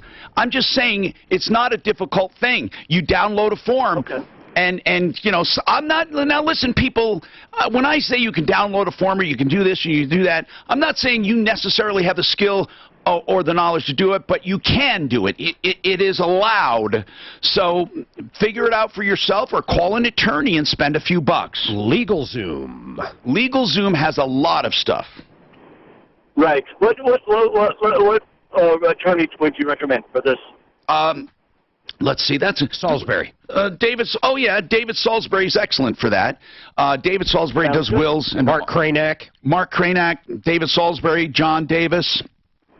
Okay. We have a lot of them. Go on our referral list and put in. Yeah, I would call David Salisbury. It would be the easiest, quickest. He does them all the time for estate reasons. All right, so I wanted to ask the Raleigh House, since they're a guest today, the RaleighHouse.com. An addiction treatment facility. They have how many locations now? 4?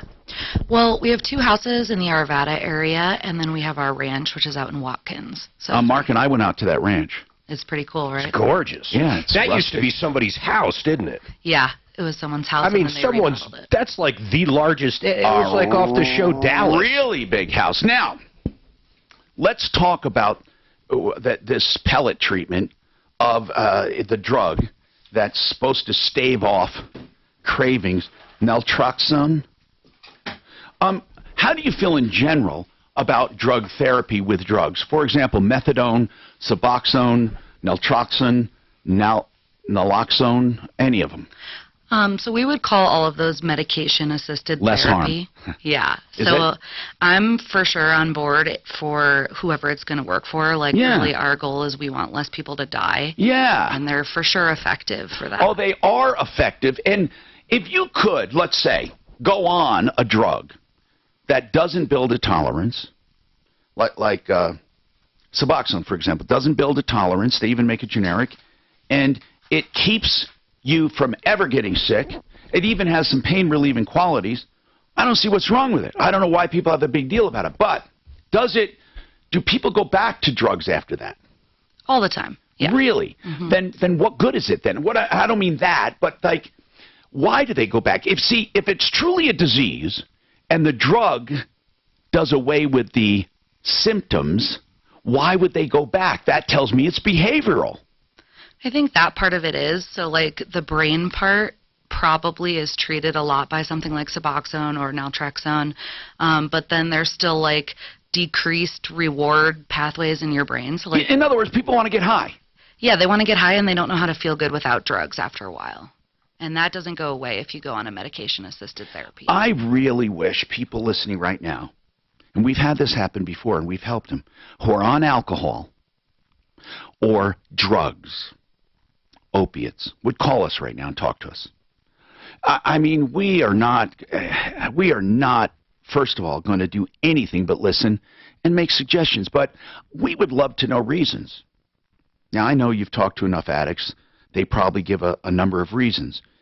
303-713-TALK. Please call us. And if you're listening online, you can call us, 303-MARTINO, and we'll call you back and bring this up again. We can always get the Raleigh House on the line.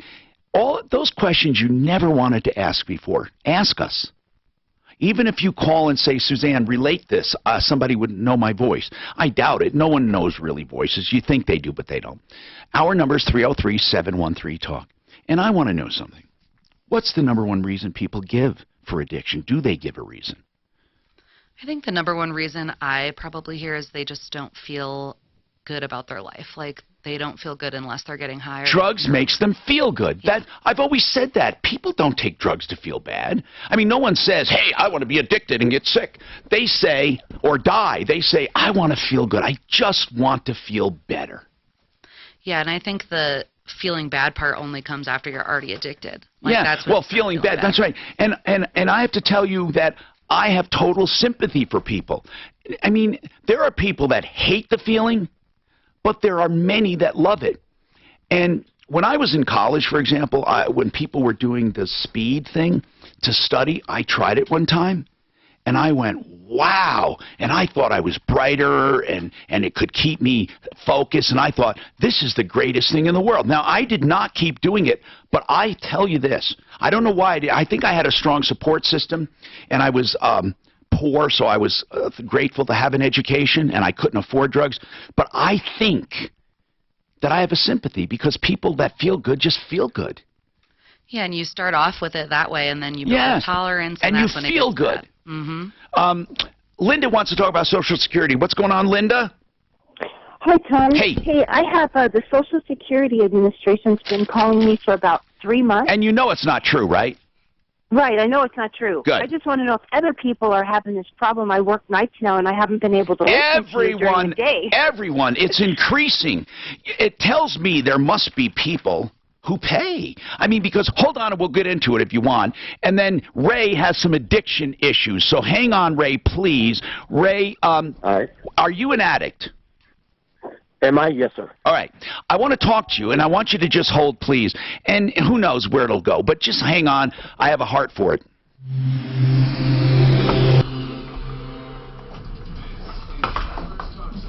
Today's National Dog Day, by the way.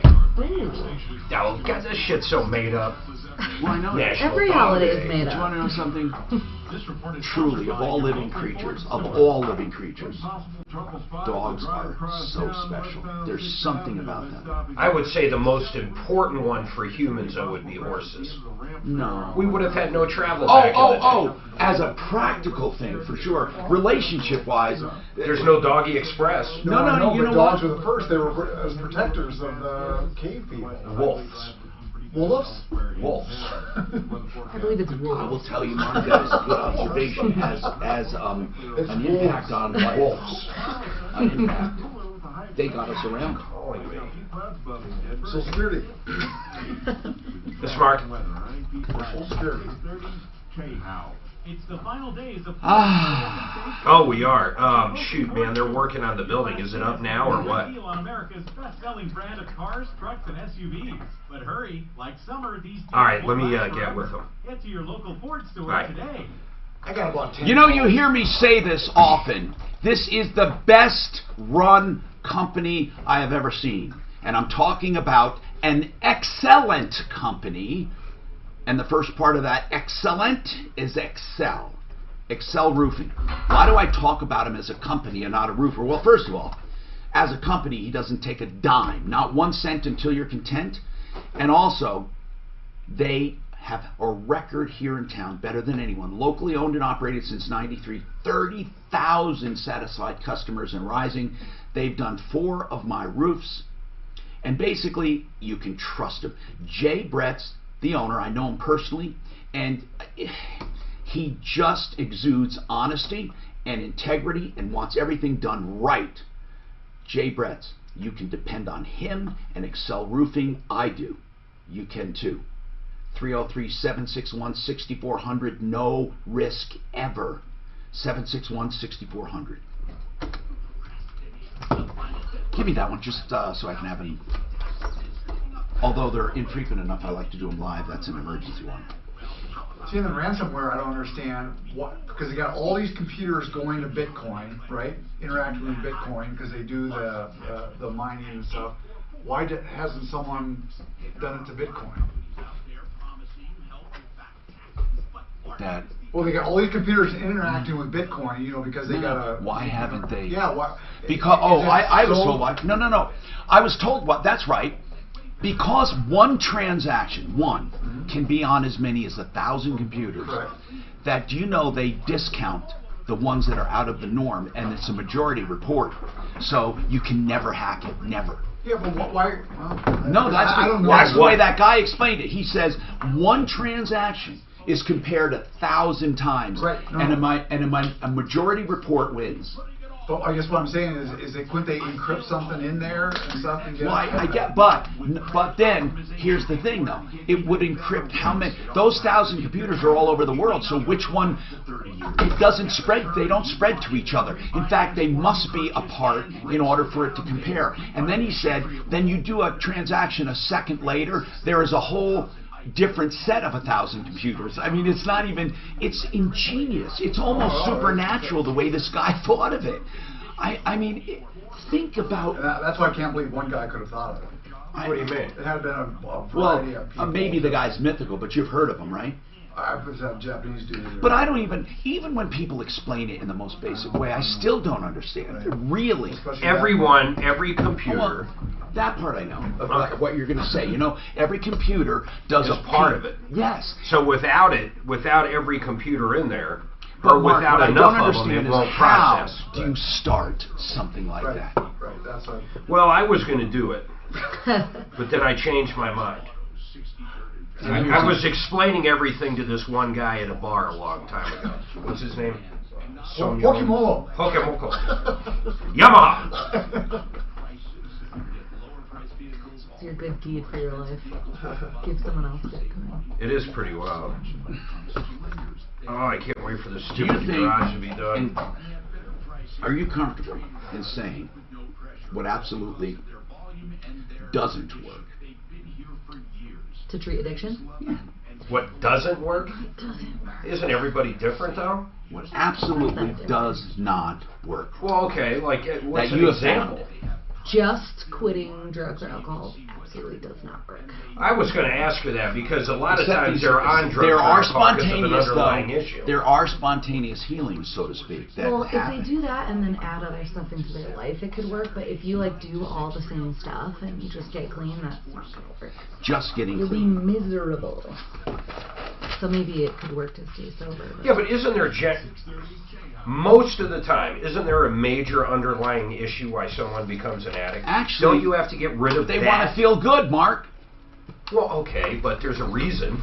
Hello, Tom Martino here. Let's talk. 303-713-TALK. Ray is a drug addict, I think, or might be an alcoholic. And we're going to talk to him and anyone else who needs help or wants to talk about it. Now, that's not the single theme of our show, but we do have the Raleigh House with us, theraleighouse.com. Hey, Ray, what's happening? Well, Tom, for about the last 2 years, I've just lost control. I mean, I work and I do well, but, you know, you ask the causes. A lot of it's depression, you know, lack of self-confidence. You know, you become is drug addict or alcoholic, and you look. How did it start, Ray? Was it an injury? No, sir. I grew up in a family that condoned alcohol. Oh, so this is alcohol. We're not talking about opioids now. No, and also crack cocaine, Tom. Okay, now and that's what's spun out of control. Did alcohol came first, and then you started doing crack cocaine? Yes, sir. Did you try any drugs before the crack? Well, I mean, I smoked pot younger. I quit that. My main thing was alcohol, and then I was turned on to this. Now, drug, what was the turning point? What was the turning point on the crack cocaine?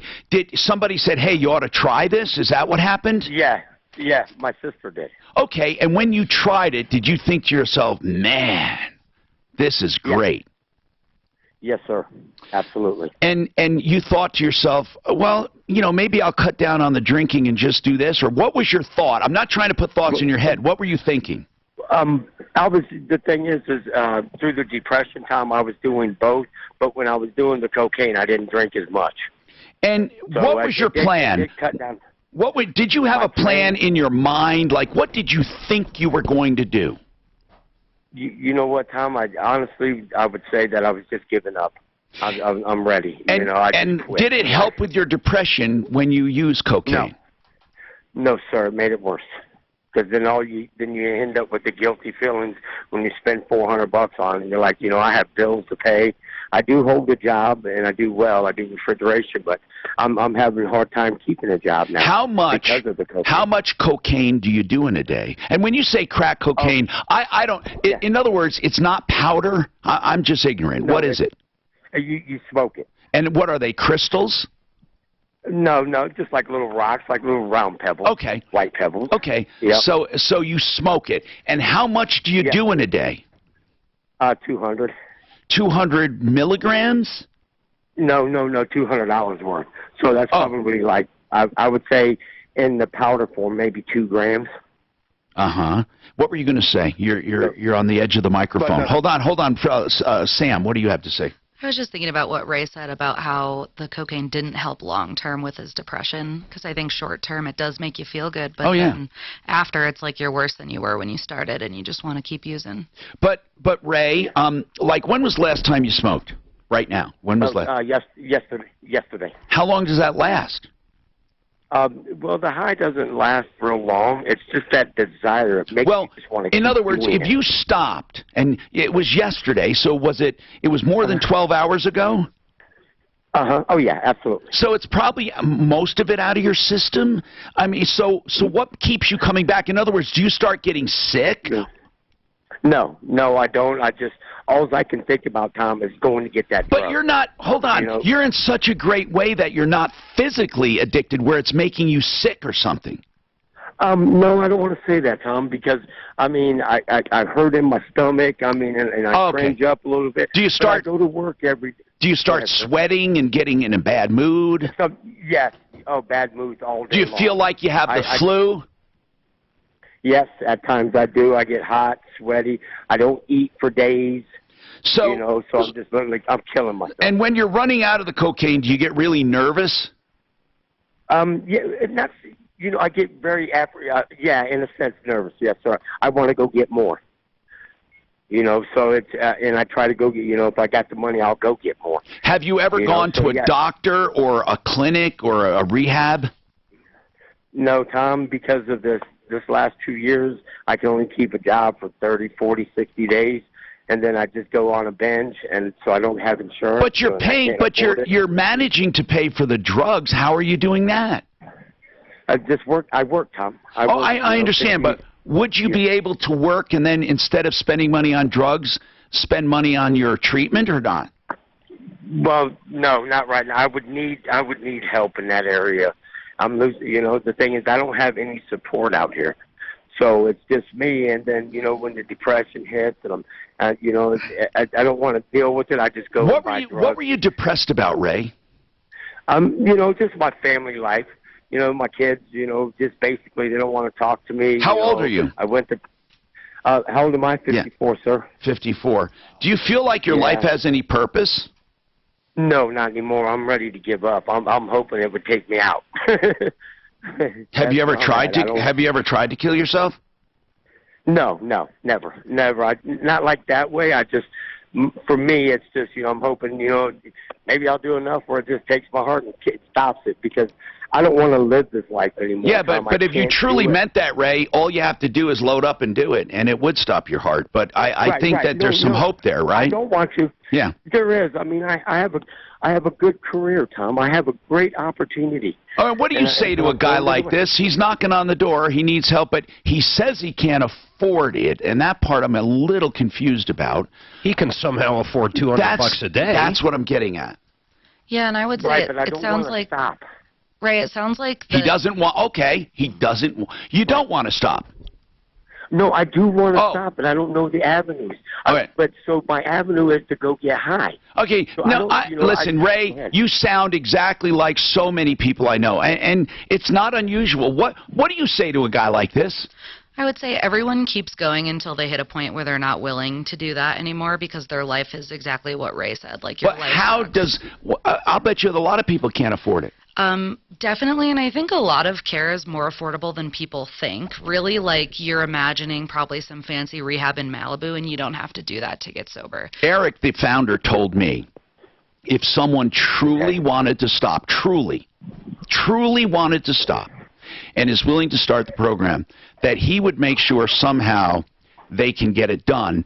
And he said, because he says people don't realize that, we're willing to work with them. I don't know what that means, and he says it's different for every case. Do you have any kind of health insurance? No, Tom, I just started another job because of the use. But you do work, and you are buying cocaine. Yeah. So if you work, even if you said, listen to this, you go to the Raleigh House, or you find something that works for you, and you say, okay, I'm only going to buy 3/4 of it. I'm going to put a little money toward rehab, or I'm going to start cutting down, and the money that I went out and hustled to pay for rehab, for drugs, I'm going to pay rehab. Seriously, have you ever thought about that? You are finding money, Ray. Right, Tom, I work. I get a paycheck every week. Okay, so do you blow? When I get the money, he's spending $6,000 a month. Are you? Yeah, are you spending $6,000 a month? I would say pretty close. Then you are a producer. You're just not diverting the money where it should be. Do you guys try to help people with the logistics like this, to show them? Absolutely, and it sounds like Ray is spending way more on drugs than he would on an outpatient program where he could still work. Like, he could come in, he could work, and spend less than that to do outpatient treatment. Ray? The thing is, Tom, in fact, I want help. I just don't know which way to go. Okay. And all the depression and everything, I don't know who to talk to. I've reached out to these detox centers. Well, you're talking to us right now, okay? So listen, let's do it one step at a time, okay? You're talking. That's the first step, okay? How about doing nothing more than sitting down privately with someone from the Raleigh House? Hey, if you don't decide to go to the Raleigh House, that's fine. I mean, you do whatever you want with your life. But let's take step one, because no matter what, I mean, I've heard the Raleigh House say to people, you know what, we're not a good fit. I've heard them say that if they truly feel they can't help you. I mean, this is not a place, dying for patience, so to speak. Ray, the very first step, don't change one thing except go see Sam. Would you talk to him, Sam? Or would you have someone else talk? What he would do is he would call our line, which you can find on our website. We're not going to do that. We're going to get his number and make this direct and personal. We're not going to tell him to go call, because he's not going to. Yeah, he can come in and talk to me anytime. I'll call. Ray, I'll call right now. We're going to give. Hold on. You don't call. Hold on. You leave your number. I'm going to have, with your permission, Sam call you from her office where she can really talk to you. Okay? Absolutely. The thing is, Tom, is I don't know the phone number. It's you know your phone number, right? No, that's what I'm saying. I'd have to pull it up and call back and give you the number unless it came through on. You hang on, Ray. Suzanne's going to talk to you. We're going to get your phone number, and we're going to get the ball rolling, okay? Please. I think I'm going to follow you along, and guess what? I'm going to talk to you about this. If you need to talk every day, I'm going to talk to you. So hold on, all right? All right. Thanks, Tom. All right. Let's just see what happens, all right? We got more coming up. Well, Maybe he's high right now. Maybe that's what's Especially a going caller on. ID. No, I know people who have not called their own number for a long time or don't. No, I'm not talking that. I'm just talking in general. 6,000 a month on crack, it just seems impossible to me. No, it's not, Mark. Possible. It's not. Well, because crack high is really short, so like Wouldn't you meth wanna be a use lot immediately. cheaper? Way cheaper, for sure. Tell them to go on meth. Meth has the worst kicking. So success. No, they don't really do it to feel good. Don't they just feel it to numb? No, aren't they trying to just numb themselves? It makes them feel good. Well, it's feeling good if it's Well, I not. mean, like drinking and stuff. Drinking can make you feel good, but I don't think alcoholics. I think they just want to be numb. Kind of depends. I think after a while, it's just like you don't want to feel But like cocaine, people get a real... Cocaine is a little different. It's How do you know? Don't know. But it's really short and it's less good once you use it a long time. So like, especially if you're smoking crack, you're high for like less than a minute. Is crack Really? What is there really to say about Plumline? Well, Plumline Services provides plumbing, heating, cooling, electric, and drains. And they have their own drain division. That's why they can say 93 are free when it comes to clearing your lines. Or guess what? It's a free call, but you know exactly what's wrong. And they know they can give you the best values. You know, you can trust Plumline. I've known them from the beginning. They've been around like 18 years, and they're dedicated to the best service, products, and quality and knowledge. That's Plumline Services. Is crack exactly coke, but in a rock form? Or is there other shit in it? Not No, crack exactly. It's like distilled, basically. So it's like pure. Is it kind the of. same? Okay. Yeah, it's like the same active ingredient, though.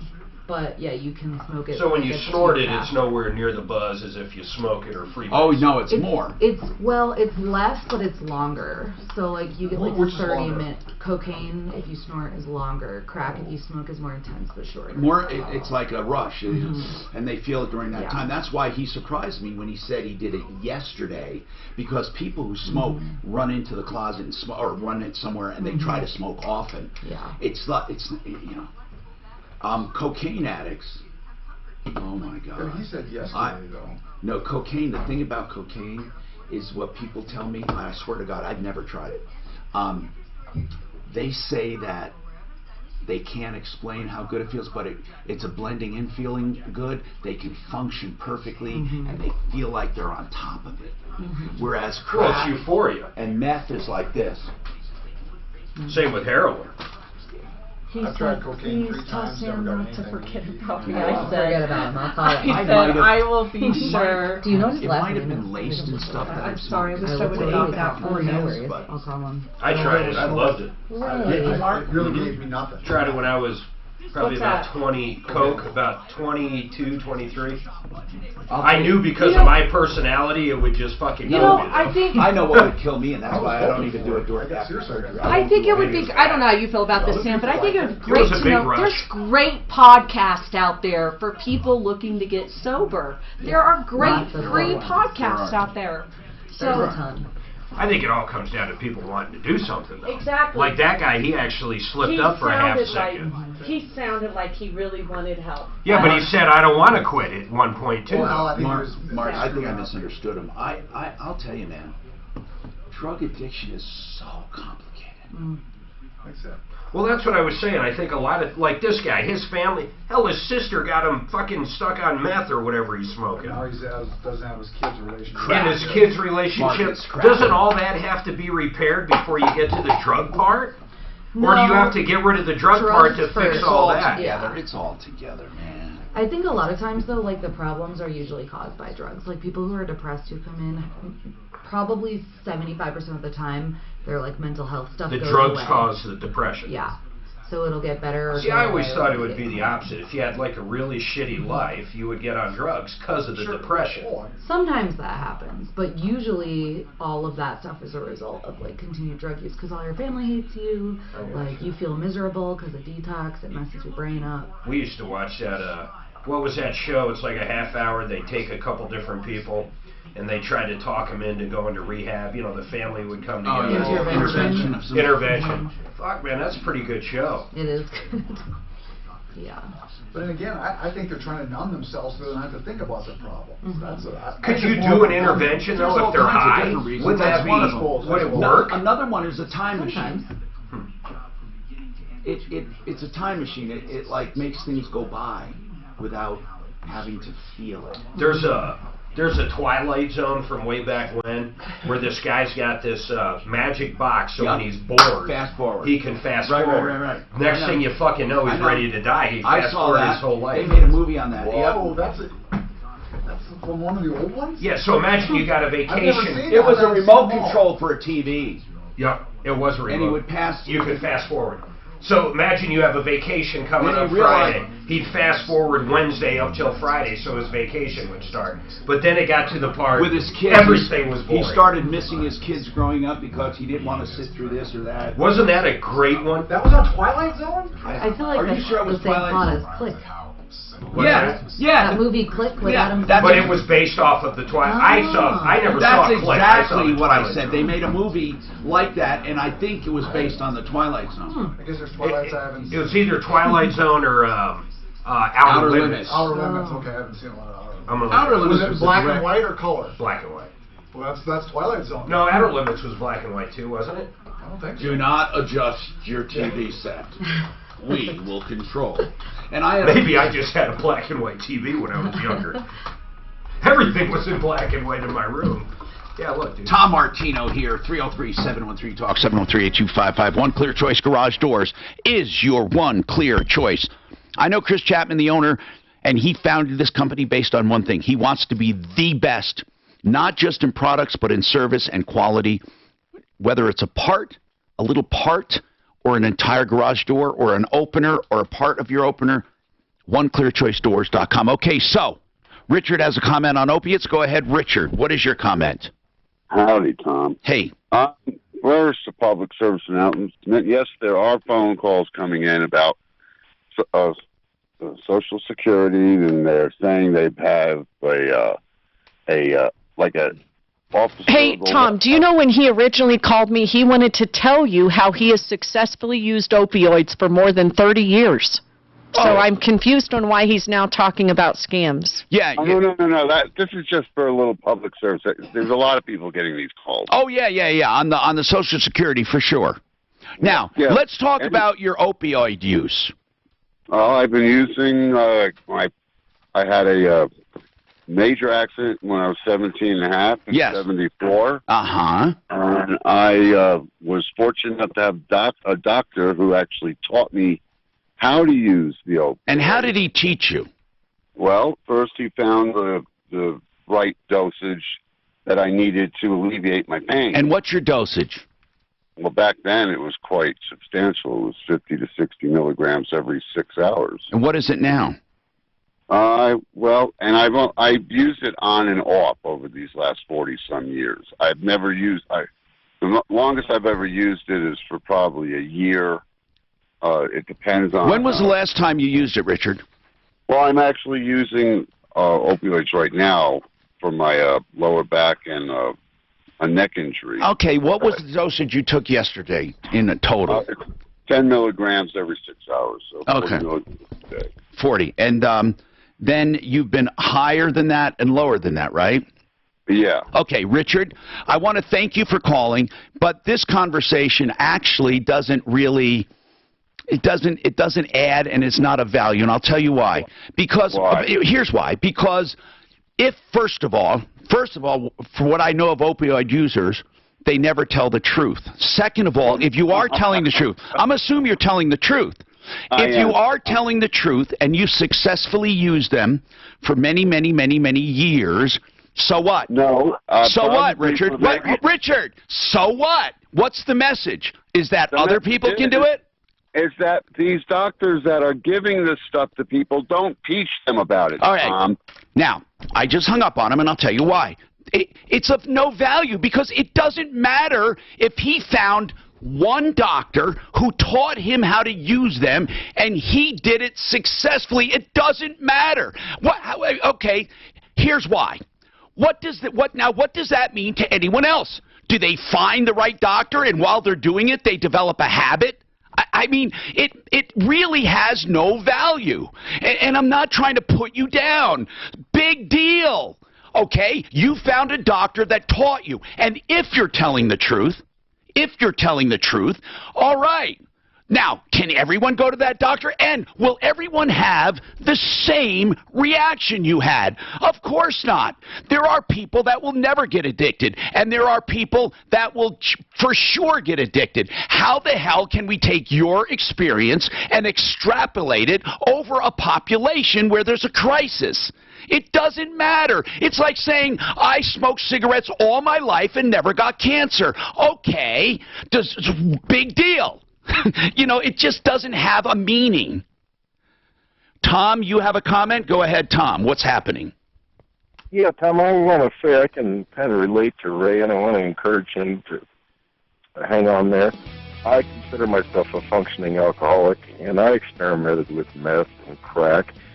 And luckily, I can't say this can be the same way for everyone, but I finally said no more. Are you now still a functioning alcoholic, or are you dry? No, I still am. And hold on, we're going to run out of time, so I'll come back to you and more coming up.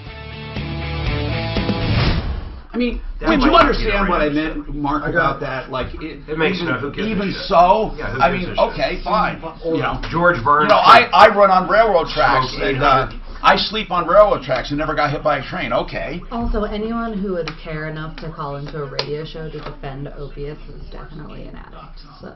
No, I know. He's talking to himself. Yeah. He's talking to himself. There are people, I believe, that don't get physically addicted for some reason. It's weird. No, that's it's a true. disease thing. No, that's very true, though. But they could get physically addicted technically with withdrawal intolerance, but still not be addicts. Like, they could stop if they taper down, you know? I gotta run to the restroom, guys. That's actually an ad. What's that? Where is the restroom? Get here on third floor. Because we have to go down the floor and around. Free, and it will keep you safe. This message is sponsored by Colorado 811, Colorado Broadcasters Association, and I wonder why. When you think about home loans, the ideal home alcoholics think they know it all. can get there. We want to work with affordability. Programming fest. I can't So find I got it, season 5, episode 4. You're saying that's not the one? I read the description of it. That's pausing time. Oh. This. Well, I've seen that one. Which one? Pausing time. Yeah, no, that's different. This guy would be, basically it started like, he was hit something and he fast forwarded because he was bored. Right. But then the problem was all of a sudden his whole life's over because he fast forwarded through everything. You know, I thought of that when I used to work in the field, because it was fucked up work. That if a guy could just like, boom, would that be worth it? Just yeah, but you'd miss more than half your life. Absolutely, you'd start missing experiences that you learned from that crappy stuff that you were doing. Oh wait, this might be it. No. God, it makes me want to watch it again. I used to watch that all the time, going because I'd fall asleep, make me fall asleep. Black and white, it wouldn't really stimulate the brain. I went through a time when I had, I want to say, 2014, I fired my store manager at the Peoria store, so I was working at, 6:30 in the morning till close, dude, 6 days a week. And I'd run the fucking I had back then I think Netflix had it. So I'd put it on Netflix on the main TV, and I watched them back to back to back to back to back. Like, every season, like, probably 3 or 4 times back to back. How'd you do that while working? Well, it was just running. It's not like I'm sitting there staring at it. So Twilight Zone, what are they kind of doing there, fast forward? The flash forward years. This might be it right here. Flash forward. God, he was good. God. Did you ever see him not have a cigarette? The Hitchhiker, After Hours, The Midnight Sun. These are the top 10 according to this guy. Ooh, how about the one where he's like on Mars or something, and the spaceship only shows up like every... No, they couldn't get to him because there's some other crap happening on Earth, I thought. Well, maybe so, but how it was supposed to work is he's at this outpost, and they bring him shit once every 30 days, and you're right, I kind of forget what happened. The Howling Man, Young Man's Fancy. Do you see addicts on certain ethnic groups are more prone to addiction? I think I was just reading And stuff. I'm not, like I said, it might even be like Irish, right? Irish. Asians, I'll tell you this, Asians seem to gamble more than any fucking people I've ever seen. But Asians have actually like astronomically lower rates of alcoholism and drug use. Yeah, but they gamble like crazy. I'm telling you, you can go into any casino in Vegas or even up here. It's amazing. So that's their drug. Yeah, Irish and like anyone from like the Russian area. Russians, absolutely. Yep, Native American. There are actually generalizations you can make. It's like genetic. Actually, they've traced to ethnic groups like Irish alcoholics are technically the binge drinking type where they don't have an off switch and they like know some genetic stuff about that. I think the rest of them is more probably like socioeconomic. Like if like someone's black, they might have a higher rate of alcoholism or drug addiction, but a lot of that is just due to like general society and having less access to money and that kind of stuff. But for sure, like I think it's Celtic and Baltic have like genetic links to higher rates of alcoholism. No, I totally agree with that. And then also it's inherited, right? So it's a gene you can have, like it goes down in families and stuff. Not everybody. Yeah, they think it's like half and half, like you get the genes, but only some things will activate it. Yeah, like they're looking at epigenetics now. It's like the sort of gene, but then you have to have a certain thing to activate it, and then that would like make it happen. But you see, like say American Indians, I mean, that's very high rate, right? Extremely high.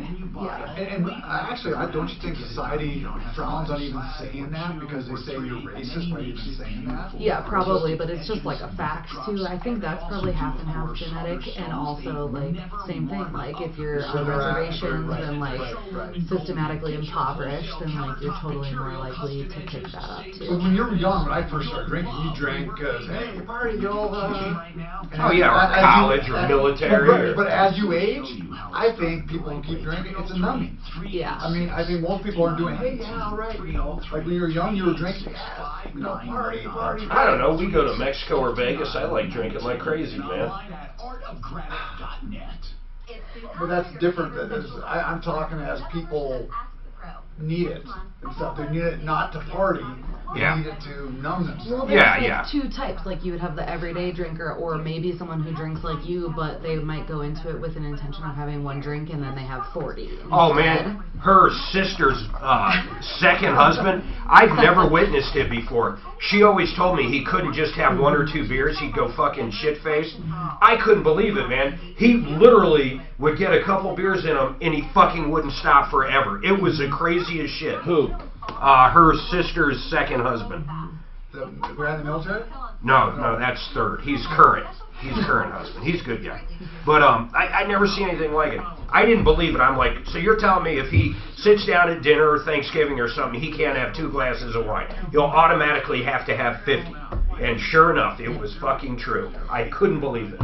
Yeah, and the brains of those people, they have like a ton of studies on it, are different than the ones who drink like, 15 to 20 drinks a day. Yeah. It's different than someone who starts and then no way to stop. We had a binger, our old neighbor, Archie, he would start drinking, boy, he could go 3-4 days. Is this the guy you put the collar on? Mark. Yeah. Look, I told Dan, like, let's get rolling on color coding the wires so he can, he's going to be out, so he can train me to do video, Dap can do for me. Is that what you want to do? It's a good idea. Okay. I would like to have just one harness you plug in and everything. Well, that's never going to happen. Well, I can have it custom made. No. Why not? Because it doesn't work that way. What are you going to create a brand new 50 I could put like a little signal? No, Mark, here, listen to this. Here. Listen to this. No, we just do a dot. Oh, a color dot. Yeah, that's what I mean. Technically, if like all of those cables that come out of the computer and all the cables that come out of our stuff, if we made a Canon plug, it could be done. We just need a, we'll just go dot. So you could. Here's another thing, is like this here, you got to really be watching this, because all of a sudden now you got to go like this here. I'll buy some dots. Or even maybe a paint pen. Make it really, paint on black is hard to do. Well, no, you get like a silver paint. And then you go 1, 1, 2, But 2, is that 3, 3. thing as logical as my toolbox? But no, paints are better. Well, see, the toolbox has so little. It just wasn't. That's why this bag is good, because you can put everything Like, in how there. many different pieces do we have? We have 1, 2, 3, 4. Well, see, remember all this here. But all of 5, this, the 7, existing stuff, 8, 9, how 9 much plugs. This helped out How a bunch. many things Actually, 11 here or do we 12 plug into? How many things here that remain here do we plug into? 2 things, 3 things, 4 things? We don't. Oh, no, no. That's a very Just one. easy. We take everything. No, there's more than Oh, one. I'm sorry. It's this and internet. Yeah. Just two wires get plugged in. No, no, no. Okay. There's 10 things plugged in I'm here. asking how many stuff emanates from here? 2. 1, 2. Okay. 2. But we're bringing cameras. Hi, Tom Martino here. Welcome to the only show of its kind anywhere in the universe. In this hour, brought to you by Renew Home Innovations for the best bathrooms and showers anywhere. This is something that makes you go, wow, when you walk in. RenewHomeInnovations.com. You got to see it to believe it. They're called the Kohler guys. That's what we call them. And they use authorized Kohler products, especially this wall called Serica, which is a ground-up stone and composite material. If you love bathrooms like that, or they have one that's all porcelain, oh, my God. No maintenance on these bathrooms, especially the shower enclosure. You got to see it. 303-904-2000. RenewHomeInnovations.com. We only talk about the best of the best here. We have the Raleigh House in-house here. From the referral list, we've been talking about addiction, but that's not the only thing we're talking about, okay? So I will get to all of you, I promise. All of you. Now, Tom's had some comments. I took a guy who said he really wanted to stop. He's up to $200 a day in cocaine, crack cocaine. He's 54 years old. He works. He keeps, losing jobs or getting new jobs, and he wants help. We're going to set up an interview with him with the Raleigh House just to talk to him and take the first step. Tom, what are your comments on that? Go ahead. Well, I may have read this someplace, or it's just my theory or opinion. Yeah, go I ahead. think all addictions are probably childhood emotion, trauma based. God, I wish that we could all sum it up with one thing or another. I don't even know the answer. So, what are the reasons? He said childhood trauma. There's, I would say, dozens of reasons. I don't know the answer. What is the answer? What's the reason? I think it's emotion. It's yeah, of course. They're trying to kill the pain. That's right. I think that's in every case, Tom. You're right. That's probably true sometimes, but I think that's pretty simplified because, a lot of people think that, and they're like, well, my life's not bad enough to have an addiction, so I must not have a problem. And for sure, not everyone has childhood trauma that's addicted. But he said trying to kill pain. It could be. Maybe starting off that way. Yeah, I think even physical pain, people are becoming addicted to pain relievers. I think there's an emotional element there, too. And there are all kinds of addictions, too. Not all How about opiates or smokers? alcohol. Yeah, that's an addiction. What is that, though? Yeah. I don't know. That's what I'm saying. They know it kills them. I think with smoking, nicotine is a drug of sorts, but I think with smoking, you get some people like the fidgeting with their fingers. They like the movement. Man, it was the hardest thing I ever gave up. Why did you like it? I don't remember. I started as a teenager. I don't know why I liked it. I liked a cigarette after a meal more than anything. Do you guys handle cigarettes and addiction to nicotine? Yep, we try mostly to work on that when people come in for other drugs of abuse because drug addicts die all the time of nicotine-related deaths like lung cancer and stuff like that. Usually people don't end up there just for cigarettes. You know what's wild is anytime you see on TV like a AA meeting, they're all smoking like crazy. It's crazy. I understand. You know what I say, though? If you're trying to give up alcohol, I've seen places say, okay, no alcohol, no alcohol, of course, no coffee, no cigarettes, no gum chewing. And I'm thinking, come on. Yeah, their success rate, 0. Yeah, no. Sometimes, I don't care if the guy's smoking to get over alcohol. I don't know how you guys feel about that. It's kind of hard. A lot of people do smoke when they're in treatment, but we know from science that you do better if you quit everything at the same time. Yeah, your relapse rates are lower. It's all addictive. Yeah, and even caffeine acts on the same pathways as drugs. Listen, I want to get this over with. Richard called and said he was successfully using opioids for 40 years or however many years, okay? And he said because his doctor taught him how to do it, and he He's been using them on and off, and he's been up to, 60 or 100 milligrams a day to only, 10 every 6 hours or 5. I don't care what the thing is. Here's what I said to him. I said, Richard, your call has no value. And here's why I said it. He's back on. And here's why I said that. And I hope he's hearing what I'm saying. It has no value because we're not talking to people who are successfully using opiates. We're not.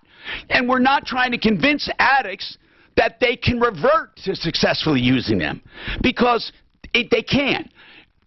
If your point is that there is a doctor that exists that successfully taught you how to manage opioids, fine. But that's not the rule, nor could it ever be the rule. So that's what I meant when I said it had no value. That's all. It's that, so what? If people tell me they smoked their entire life and never got lung cancer, or they sleep on railroad tracks and never got hit by a train, I don't care. That's not what we're talking about. So I hope you understand. So go ahead, Richard, your turn. Okay, the reason that I even called was to help people who are on opioids. The reason that I can control it is because I was taught how to wean. All right, I was taught how to taper off. Anybody out there right now listening to this program who thinks that they're stuck on opioids and they're taking oxycodone, say, okay, and they're up to 40 milligrams a day. If they're shooting it, they're lost anyway. They need help. I'll admit that. But if they're taking them on a doctor's script and the doctor hasn't helped them, I can tell them how to do it. You reduce 5 milligrams every 3 days until you're down to 5 milligrams, and then if you need it a little more, you cut the 5 milligram in half to 2.5 milligrams, and you will not go through the withdrawal symptoms. Yeah, but you said you've been on it for 30 years. But Richard, I haven't been doing it for 30 years. I have used probably. Richard, you have experience with yourself. People. But other people also have this experience. But Richard, would you say that Sam here has more experience with drug addicts than you do? I was a drug addict. I know. Would you say that Sam has encountered more drug addicts and worked with more opiate-addicted people than you did? That's a simple question. If he's met over 100 people... Here's what I'm saying. I know a doctor who's done thousands, and what I'm saying to you is not that you didn't do it. I am telling you that, no, there are the majority of people that can't do it. Now, it would be nice if they could, Richard, but they can't. I don't think it is a majority. Okay. I think it's a minority of people, except that... Okay, Richard, please present me. We have research totally opposite of what you're saying, so present your research. Richard, you are giving an anecdotal experience based on one, you. And by the way, I don't even believe you. I think you're lying. Okay, I think you're lying. I don't think you could go without opiates at all. Okay? I'm sorry. But that's just my opinion. Who the hell cares? Sam, first of all, I love that he says that people can wean off. I wish they could. Well, people can wean off heroin too, and the point is you wouldn't wean off if you were a drug addict. So even if you could do that, like, anyone can figure that out. That's what I'm getting at. Yeah. Even if it's possible, doesn't mean it's probable. That's the whole point. I'm not going to base everyone on Richard. He knows it all. I know how, and my doctor knows how. I want to give you all hope. Well, that's good, Mr. Christ, but it can't happen. This report is sponsored by LifeLock. Food addiction, these 800-pounders, man, that's crazy. They can't get out of bed. They got to airlift them, cut holes in the wall. How the hell does that happen? Again, same thing. You'd be better off on heroin than being 800 pounds. I don't give a shit. You would be. Your heart's going to stop working. God, I cannot believe people that just hang on to this bullshit. He's talking himself into thinking he doesn't have a problem. He just said he was a drug addict. Huh? He just said he was a drug addict. Well, I liked how he's been weaning off of it for 30 years. Now it's his back though. He's got a back issue now, and that's why he's back on it. Is Joe Walsh really running for president? Is that from... You know him? Who? Joe Walsh? That's not... Not the singer, no. Oh, okay. The guy from, whose kid died, Adam? That's him? I don't know. I'm asking. His name is Joe Walsh. No, it isn't, is it? The guy that was on the show, started that show. He did the show forever. He was the first. Okay, let's talk. Good question. Fix it 24/7. FixMyHome.com.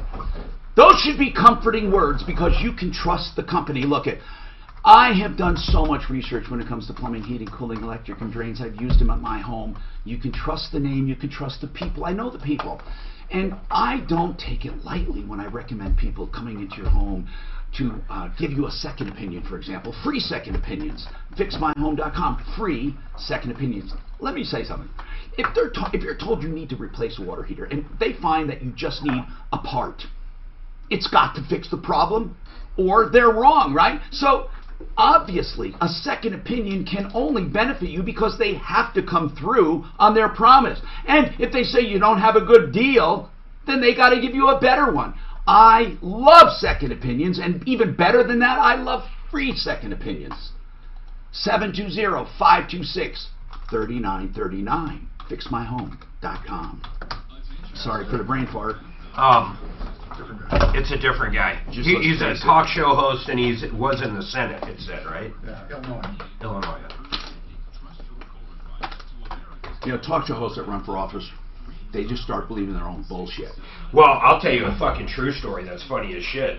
Howard Stern was running for mayor of New York City. Really? He had to he had to drop the fuck out because he was winning in every poll, and it started freaking him out. He wouldn't have won. Oh, he did bullshit! He wouldn't have won. He wouldn't have won. Okay, I'm telling you right Not now, when he it would have came down won. to So he was doing it as a joke, and then all of a sudden He got so out of control, he literally got up and stepped down, saying, "There's no way I really want to do this. I can't believe you fucking morons are all voting for me." Stern fans are pretty hardcore, though. Yeah, we are. I could see that happening. They're just not bright, though. Hey, wait a minute. I'm an engineer. It doesn't matter how bright they are. A vote's a vote. You know? I agree with that. Rosie O'Donnell said something negative about him one day, and they got into this feud. Oh, they were giving her death threats. Oh my God, dude! Until he called off the dog, she wouldn't leave her fucking compound. That's crazy. I know, man. So you're a Stern diehard. How do you feel about Artie Lang? I loved Artie when he was on the show. I really did. I mean, what kind of moron tries to commit suicide by stabbing himself? You want to talk about a drug addict? His name is Artie Lang. Japanese Harry Carey. He was a co-host of the Stern Show. Talk about it. I mean, it's the craziest shit ever. It's like, is there not a tall building around Artie? Really, if you really want to off yourself. Look at like Japan used to be. That was the honorable way to kill yourself. Harry Carey. I don't think he was trying to be honorable. He wasn't being honorable.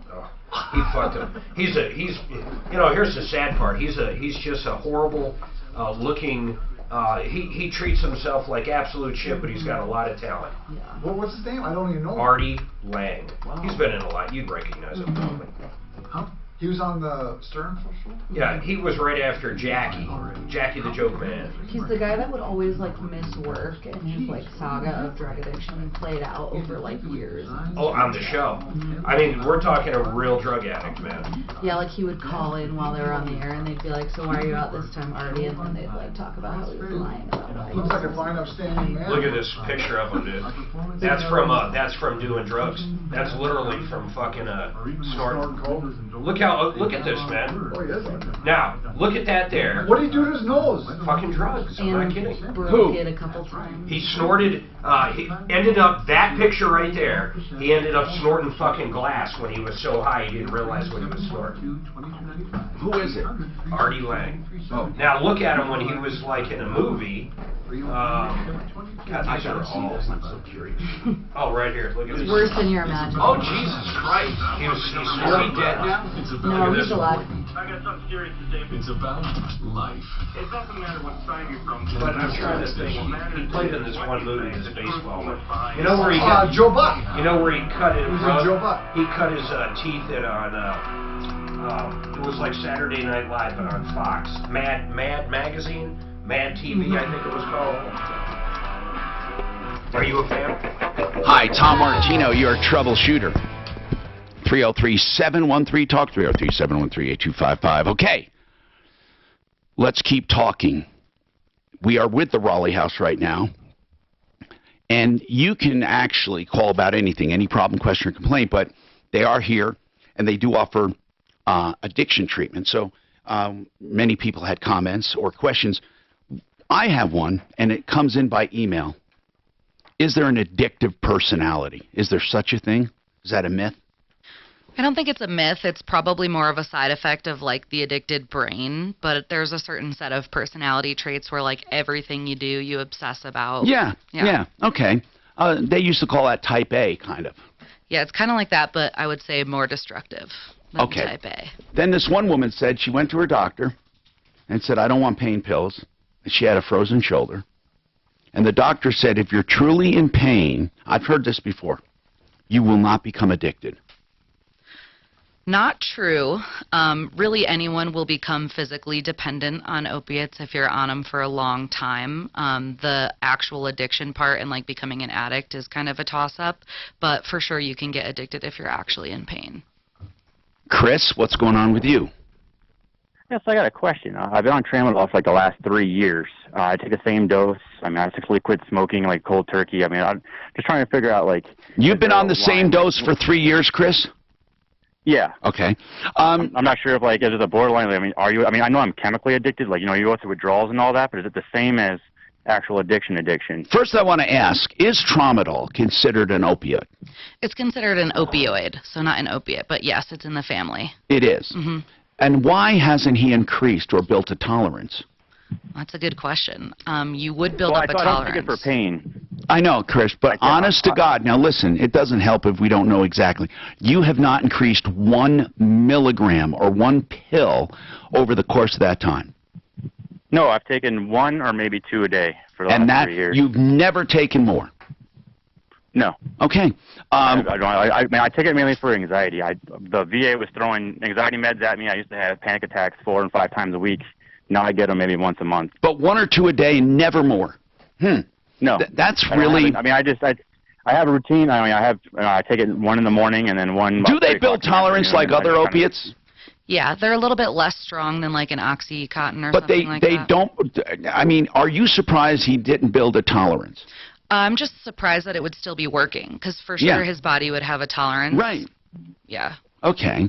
Could it be more of a placebo? Probably. I mean, tramadol is not really used to treat anxiety. It's for pain. It's the same as... Yeah, but we all know that pain pills help anxiety in general. Yeah, the doctor told me it's something to do with like serotonin or something to do with how the brain reacts to them. And dopamine. The low level, he said, kind of, he told me it reacts similar to that. It's better than, you know, the VA was throwing, you know, take 30 days of this to see how it works. If you don't build a tolerance, it would seem to indicate it's not going to be harmful. I'm not telling you that, but I mean, if you're telling the truth and you haven't built a tolerance, you're very unusual. Yeah, I have no, I mean, I know when I skip a dose, you feel like garbage. You know, yeah, I understand what you're saying. So this is what I want to know. What is the harm if this guy is getting it from a doctor and never built a tolerance if he's telling the truth? I guess the harm would be like if you want to stop and you can't, or if it's making your life unmanageable. You mean, like some people drink every day and it never becomes a problem, so it's kind of up to you, Chris. Worst case, I get a little bit irritable. Like that's, you know, that's about the only side effect. I mean, there's... Well, no, and it would, let me just tell you something. You get irritable, but that's after how long? That's usually if I only have like 1 a day. I already have PTSD as it is, so it's, you know, I'm already prone to that garbage. But, you know, it's usually just for like an hour or 2. And I mean, but what I'm saying is this: a lot of people that say they're getting irritated and it's not that bad have not actually really cleansed their system. If you truly wait, I mean, like a day or 2. Oh no! If I wait, I mean, I've gone like weeks without taking it. And you have? The withdrawals last like, I've gone like 3 or 4 weeks without it, and you still feel like trash. Like I have like these. Like, and when you did that, what was the reason you did that? Well, just to see if I could. You know, I was worried about, you know, I've heard about addiction. I know it's an opiate. I was worried to see if I was on that path. Like, oh crap, is this going to be, you know, a thing? But I can manage it to a point, but I just don't like the withdrawals. Like it's okay. I mean, they last that long. I just worried about, you know, it escalating. But so far, I haven't had to need anything other than 2 pills. So. Well, it sounds like you're using it to treat your PTSD, and there's way more effective treatment than opiates for that.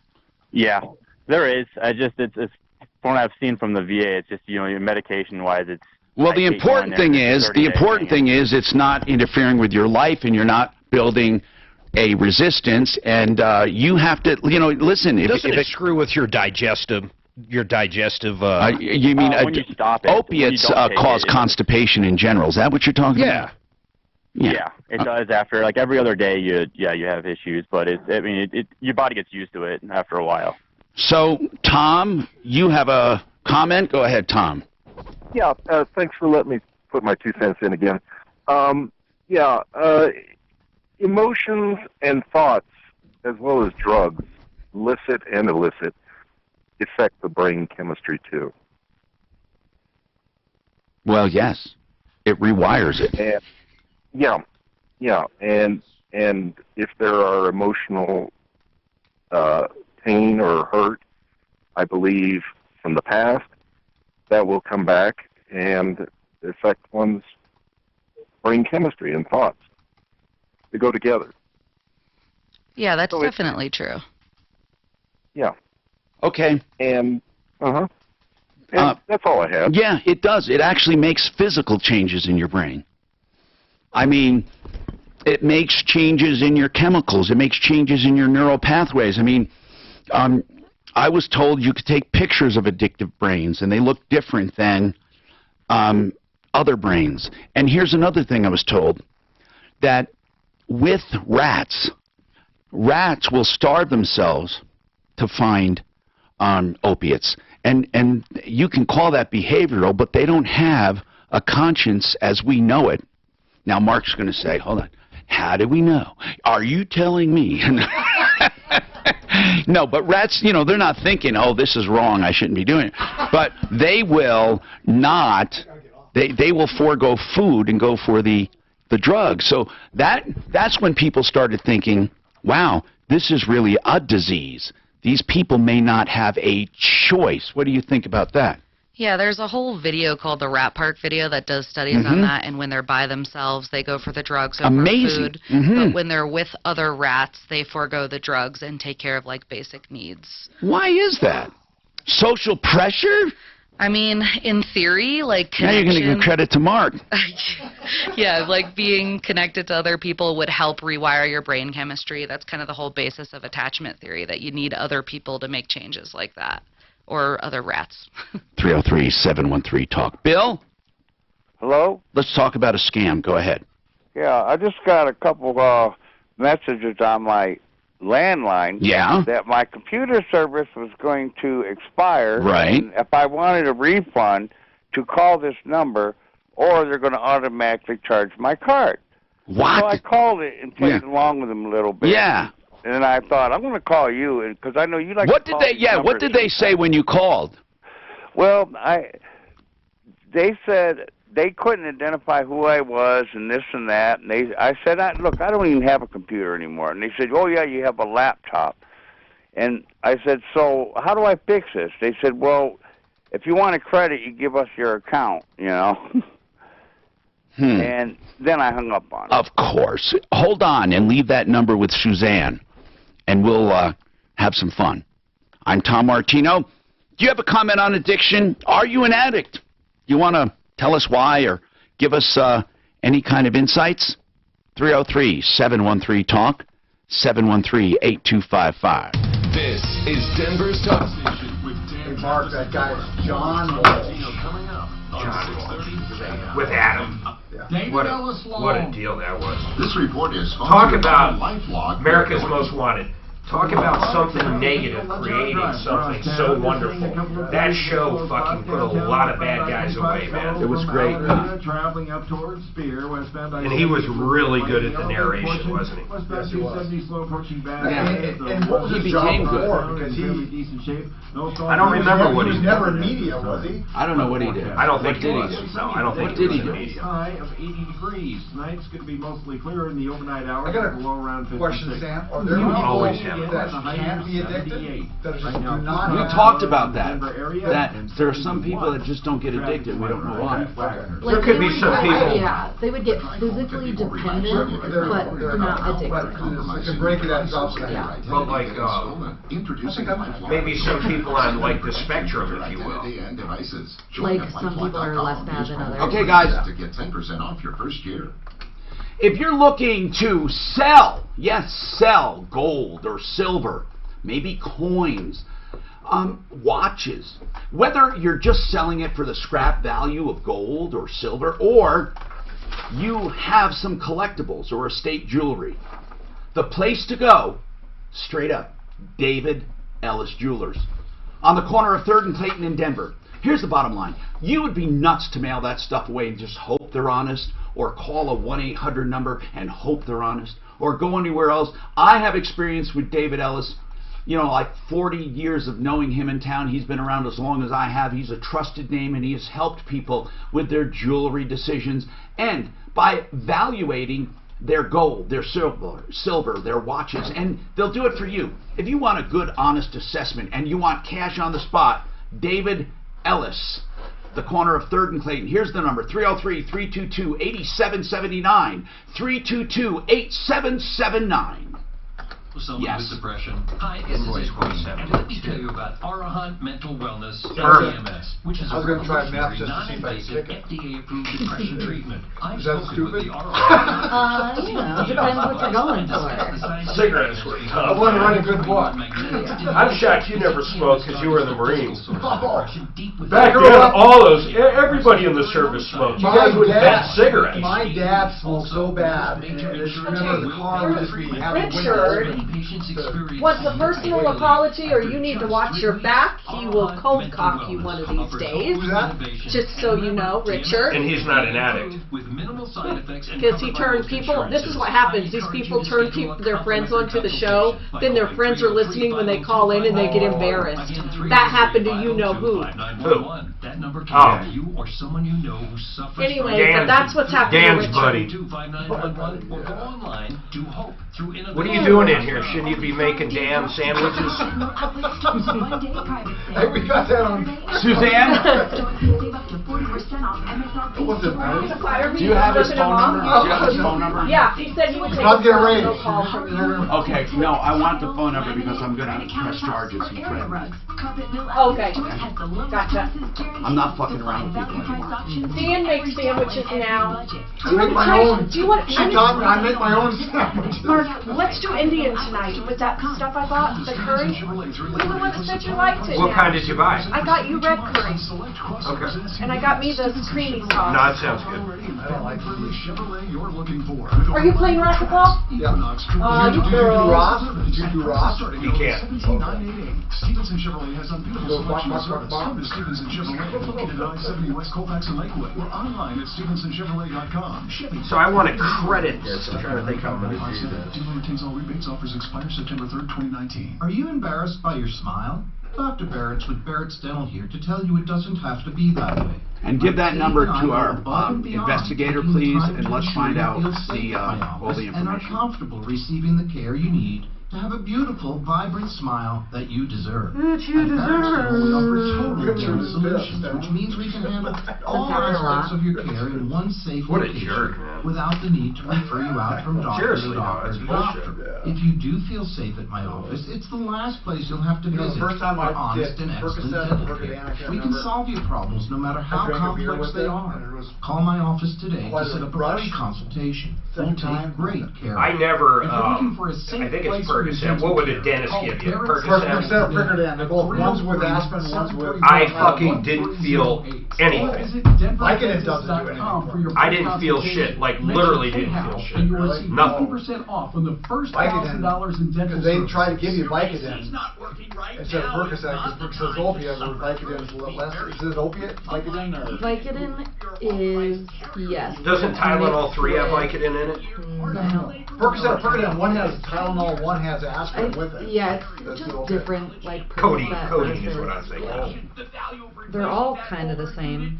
They give you those ones though because those are less likely to be addictive, because if you take them with acetaminophen or aspirin or whatever, that's really bad for your body. I wonder how you do it. There's nothing like meeting face to Oh, and face, then and I there's said, nothing don't like give me Zoom anything. to make that happen. The Zoom lets dentist you is the connect into a worst. business They're across like, the town dentist or is the around the worst. They're world. like They pressure. tie together all of your communication needs into For one Vicodin anyway, easy not platform. for Percocet Video or Percocet, conferencing, they phone really want calls, to step group back. chat, webinars, and your conference rooms. Connect At least mine. easily from anywhere. Your mobile phone, your laptop, or conference room. Zoom is how Gotta be business gets terrible done. to say Get that. your free That's account fun at to do it every day. Zoom.com today. Meet happy. Well, you know I drink wine almost every day. Do you think all premium fuels are the same? Well, your engine doesn't. New Shell V-Power Nitro Plus helps keep your engine running like new because it's engineered to defend against 4 main engine threats: gunk, wear, corrosion, and friction. Are you ever on anything? So next time, choose Shell's most advanced fuel ever. Like in general? Yeah, I remember. If engine fixers use the new Shell V-Power Nitro Plus premium. What wasn't I? Oh, wow, okay.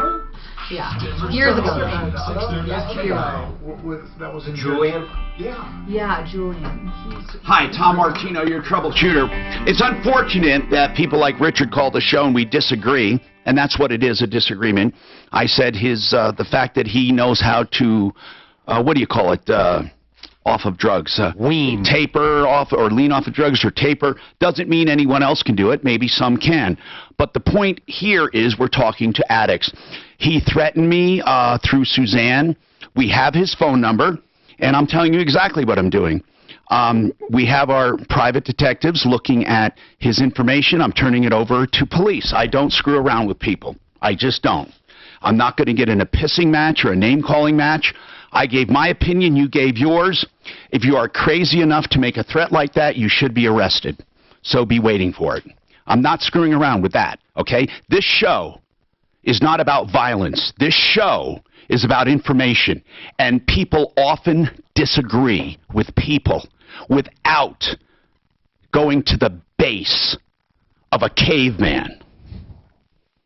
Mr. Roberts, you have a comment on PTSD. Tom? Go ahead. Right. I've been listening to you for over 40 years. Oh, thank you. You've got to be older than me by now. What's going on? Well, I'm a Vietnam vet, okay? Thank you for your service. Well, that's fine. I would do it again. And I was in 20 years, and I was over in Vietnam from 68 to 69. Now, this PTSD, everybody seems to be putting in for it. But you know what I'm scared? What? If I did it, I would be ineligible. In other words, I would be screwing myself out of the Amendment 2, won't I? In other words, because the VA says PTSD is a mental disorder. And if you have a mental disorder, you can never be able to own, to have Second Amendment rights. But, according to Peter Boyles, who I love, he was talking about by January 1st, there's going to be the red flag laws in Colorado. What do you mean by that? Oh, you mean when a red flag goes up on guns, you mean? Well, there's nothing wrong with that. There's nothing wrong with that. You should hear it this morning about, Well, here's what's wrong with it. It could be wrong because it's totally subjective. I guess that's why he would. I don't even know. And I don't really want to talk about gun control right now. I'm sorry. No, I don't care. I mean, it's all right that you brought it up. All I'm saying is that, listen, this is just not the venue. We don't talk about it. But in general, if they're talking about a red flag law, I think, listen, people have a problem with all laws. And if they're improperly applied, okay, obviously, let's face it. If we knew things would truly be applied evenly or consistently, or we may not be so opposed. I think with Homeland Security, one of the things people came unglued about is how they define terrorists and decided they don't get due process. I mean, you would have some people that are terrorists, they go straight to confinement for an undetermined amount of time, and then you have others who are afforded due process and get bail. I mean, that kind of thing scares me, but it's not the venue. By the way, that number of Richard, if he's still listening, as I said, a difference of opinion resorted to him making a violent threat, is a Magic Jack number, and already we're halfway through getting your IP from where it came from. So I know you thought by having an unregistered Magic Jack you would evade, but apparently you might be a dangerous person because you did that. But in any case, Richard, I hope you come to your senses. That's all I say. Okay. Roy, you have a comment on opiate addiction. Go ahead, Roy. Yeah. Hello. Yes, sir. Your show and what you do. What's happening, man? What's going on? I was a veteran. I retired from the Army at Fort Carson down here, and I got wounded a couple times and put on pain.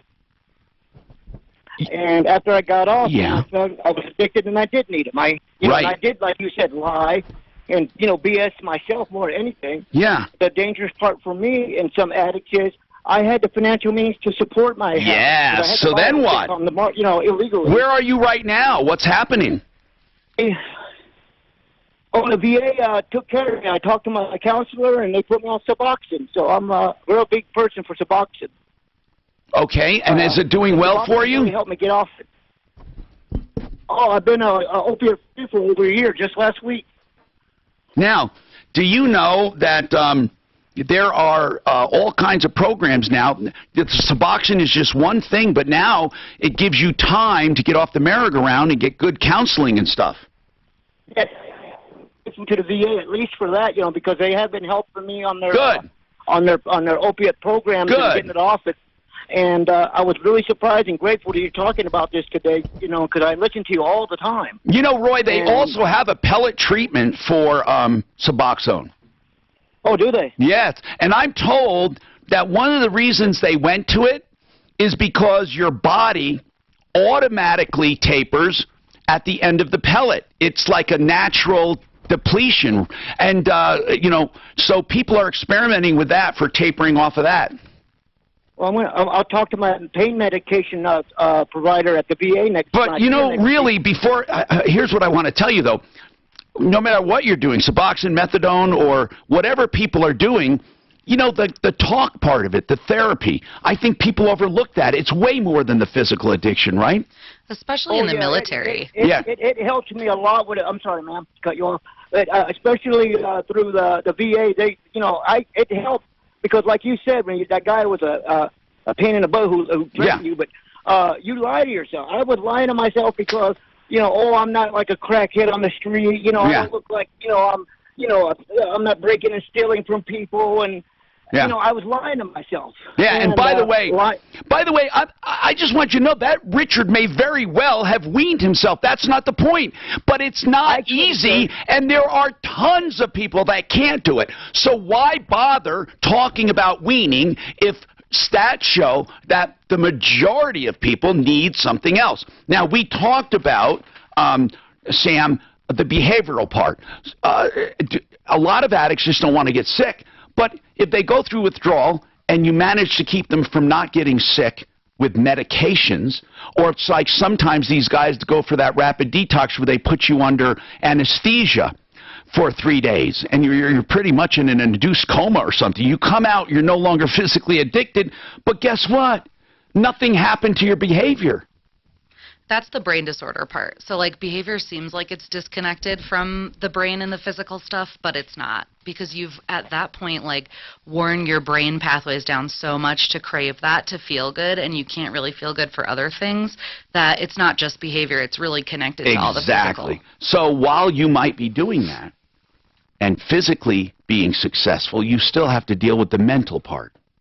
Yeah, mental, which would be emotional. Talk therapy. Do you guys do that? Yes, we do. Lots of talk I mean, therapy. that's a lot of it, right? Yeah, a lot of it. Mostly groups, individual therapy, kind of like the whole gamut of that. Okay, 303-713-TALK. This report is sponsored by LifeLock with North. So I think I took, who did I take and not take? I think Roy. You took Roy. I took Roy.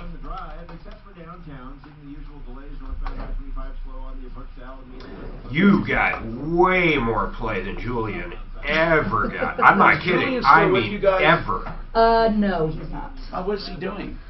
I think he moved to Utah. I'm pretty sure he's working for another treatment center in Utah. Doing what? He's working for another treatment center in Utah. I think that's why he left. He had another offer. So is it on the wagon or off the wagon?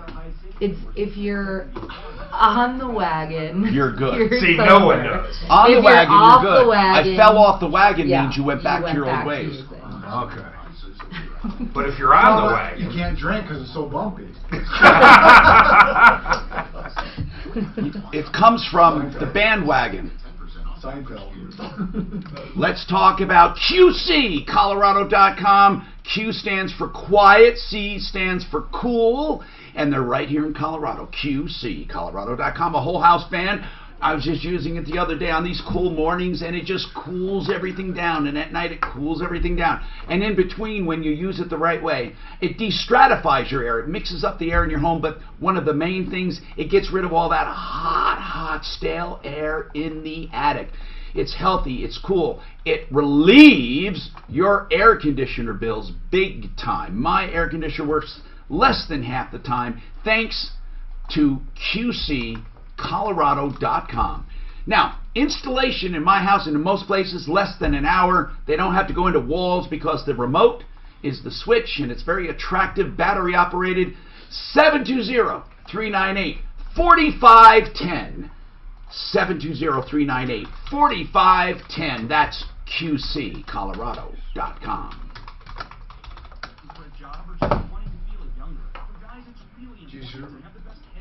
Listen to Cheech and Chong. God. Remember that?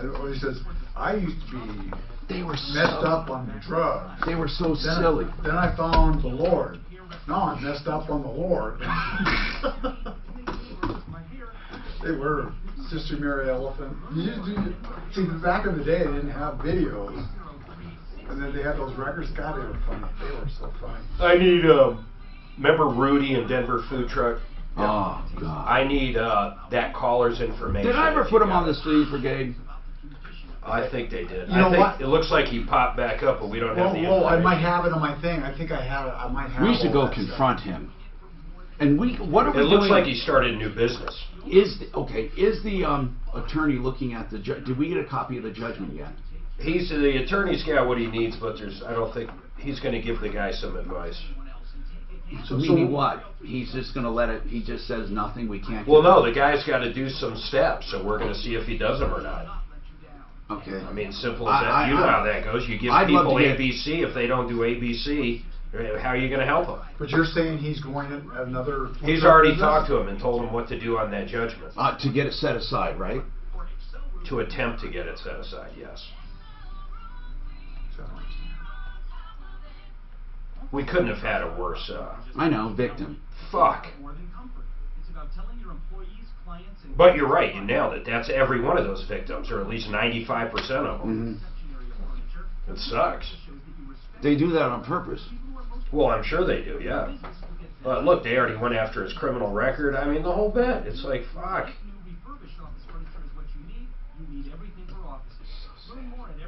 Do you guys get a lot of people calling about scam calls? Yeah. Oh my God, yeah. Do you ever get them, like, on the air? We've had some good ones. They must recognize.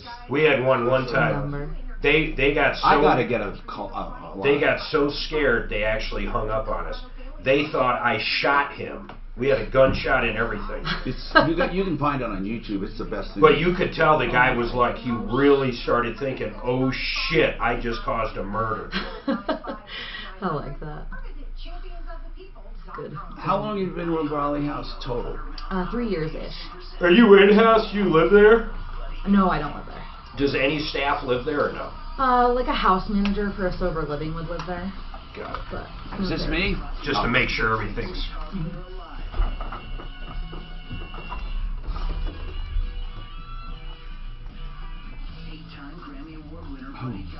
Buddy Guy. Wow, Buddy Guy. He's got to be like 400 years old. Yeah, he is good. Buddy Guy's got to be way old, man. You know, as much as I love guitar, though, I get tired of just like those guys, just sitting there listening. Buddy Guy is unbelievable. No, I know, but I like bands and more. I want to see how old he is. I bet he's in his 90s. No, he's not. 83. He is 83? I didn't even know he was that old. Now, there's a young guy, Rivers. Oh, my God, he's outstanding. He was in his 20s. A protege of, I think, who the hell is he? Look him up. I don't know, guitar player, Rivers. Young guitar player. Find him. You know what Steve Jobs says that when he took acid, that really opened up his mind. A lot of people have said that. Said what? A lot of people said it. Says acid really opened up his mind, and that's why he was as successful as he was. Acid is not addictive. Yeah, but it's crazy. It's definitely crazy. Hey, look, they just made mushrooms fucking legal, or at least non-criminalized. Anonymous book, Bill, he did acid like right before he did that, and said it like helped with his spiritual awakening. That's I've read just 2 things on that. I've never done it, so I need my mind opened up. Hi, Tom Martino here. Genesis, the beginning. Genesis. And that's what Mark Szymanski does. Gets in from the beginning and helps you through your whole home improvement project, whether inside or out. From roofing, gutters, fencing, decks, windows, doors, bathrooms, basements, kitchens. GenesisTotalExteriors.com. You know, this show deals so much in rip-offs that we love telling you about good people like Genesis Total Exteriors. Okay, so we're talking, of course, addiction, but other things. It just so happens we have so many people calling about addiction today. Man, I got to give this shout out. Over the weekend, Suzanne, we haven't done this in a long time, man. We went to that Comedy Works down there by where you used to live. Yeah. There's tons of restaurants there. And I'm telling Landmark Comedy Works. Landmark. It is a cheap date, and we saw the best comedian, Brad Williams. He's a little guy. Now, did he do it? Yeah, he's a what do you call it? A little person. What do they call it? What's the technical midget? Term? No, you're not supposed to say midget. Dwarf. Whatever it is, yeah. He is. Did he make his? No, there's 2 different kinds. There's perfectly proportioned little person, and then there's the one that has this display. What is it called? There's a he's the second. Yeah. So was part of his humor is about that, right? Absolutely. From his perspective of course, growing up like that and being that way. Did he do a lap dance at the end? No, I didn't see the lap dance. He is so funny. He made believe, he's this male macho stud, and he did a lap. He didn't do, anything risque. It was just funny. What a great venue, though. It doesn't even hold that much. The ticket prices In are other cheap. words, it's a great place. It's intimate, right? Yes. Okay, Beverly, what's going on? Hey, I was just going to ask the Raleigh House, and I don't mean to offend anybody. Okay. I just have found that an awful lot of people who go into, get into drugs because they say, at least, that they're depressed or they have anxiety and this and that. They tend to be the white Anglo-Americans that often are privileged people or people who... That's right. That happens. I mean, it's almost like they almost don't have enough in their real life to really Beverly, worry about. Here's what I just want to say that I think will shed some light. Those are the ones we're hearing about, because those are the ones that seek out treatment, and those are the parents that go to Congress and say, we got to stop this opioid crisis.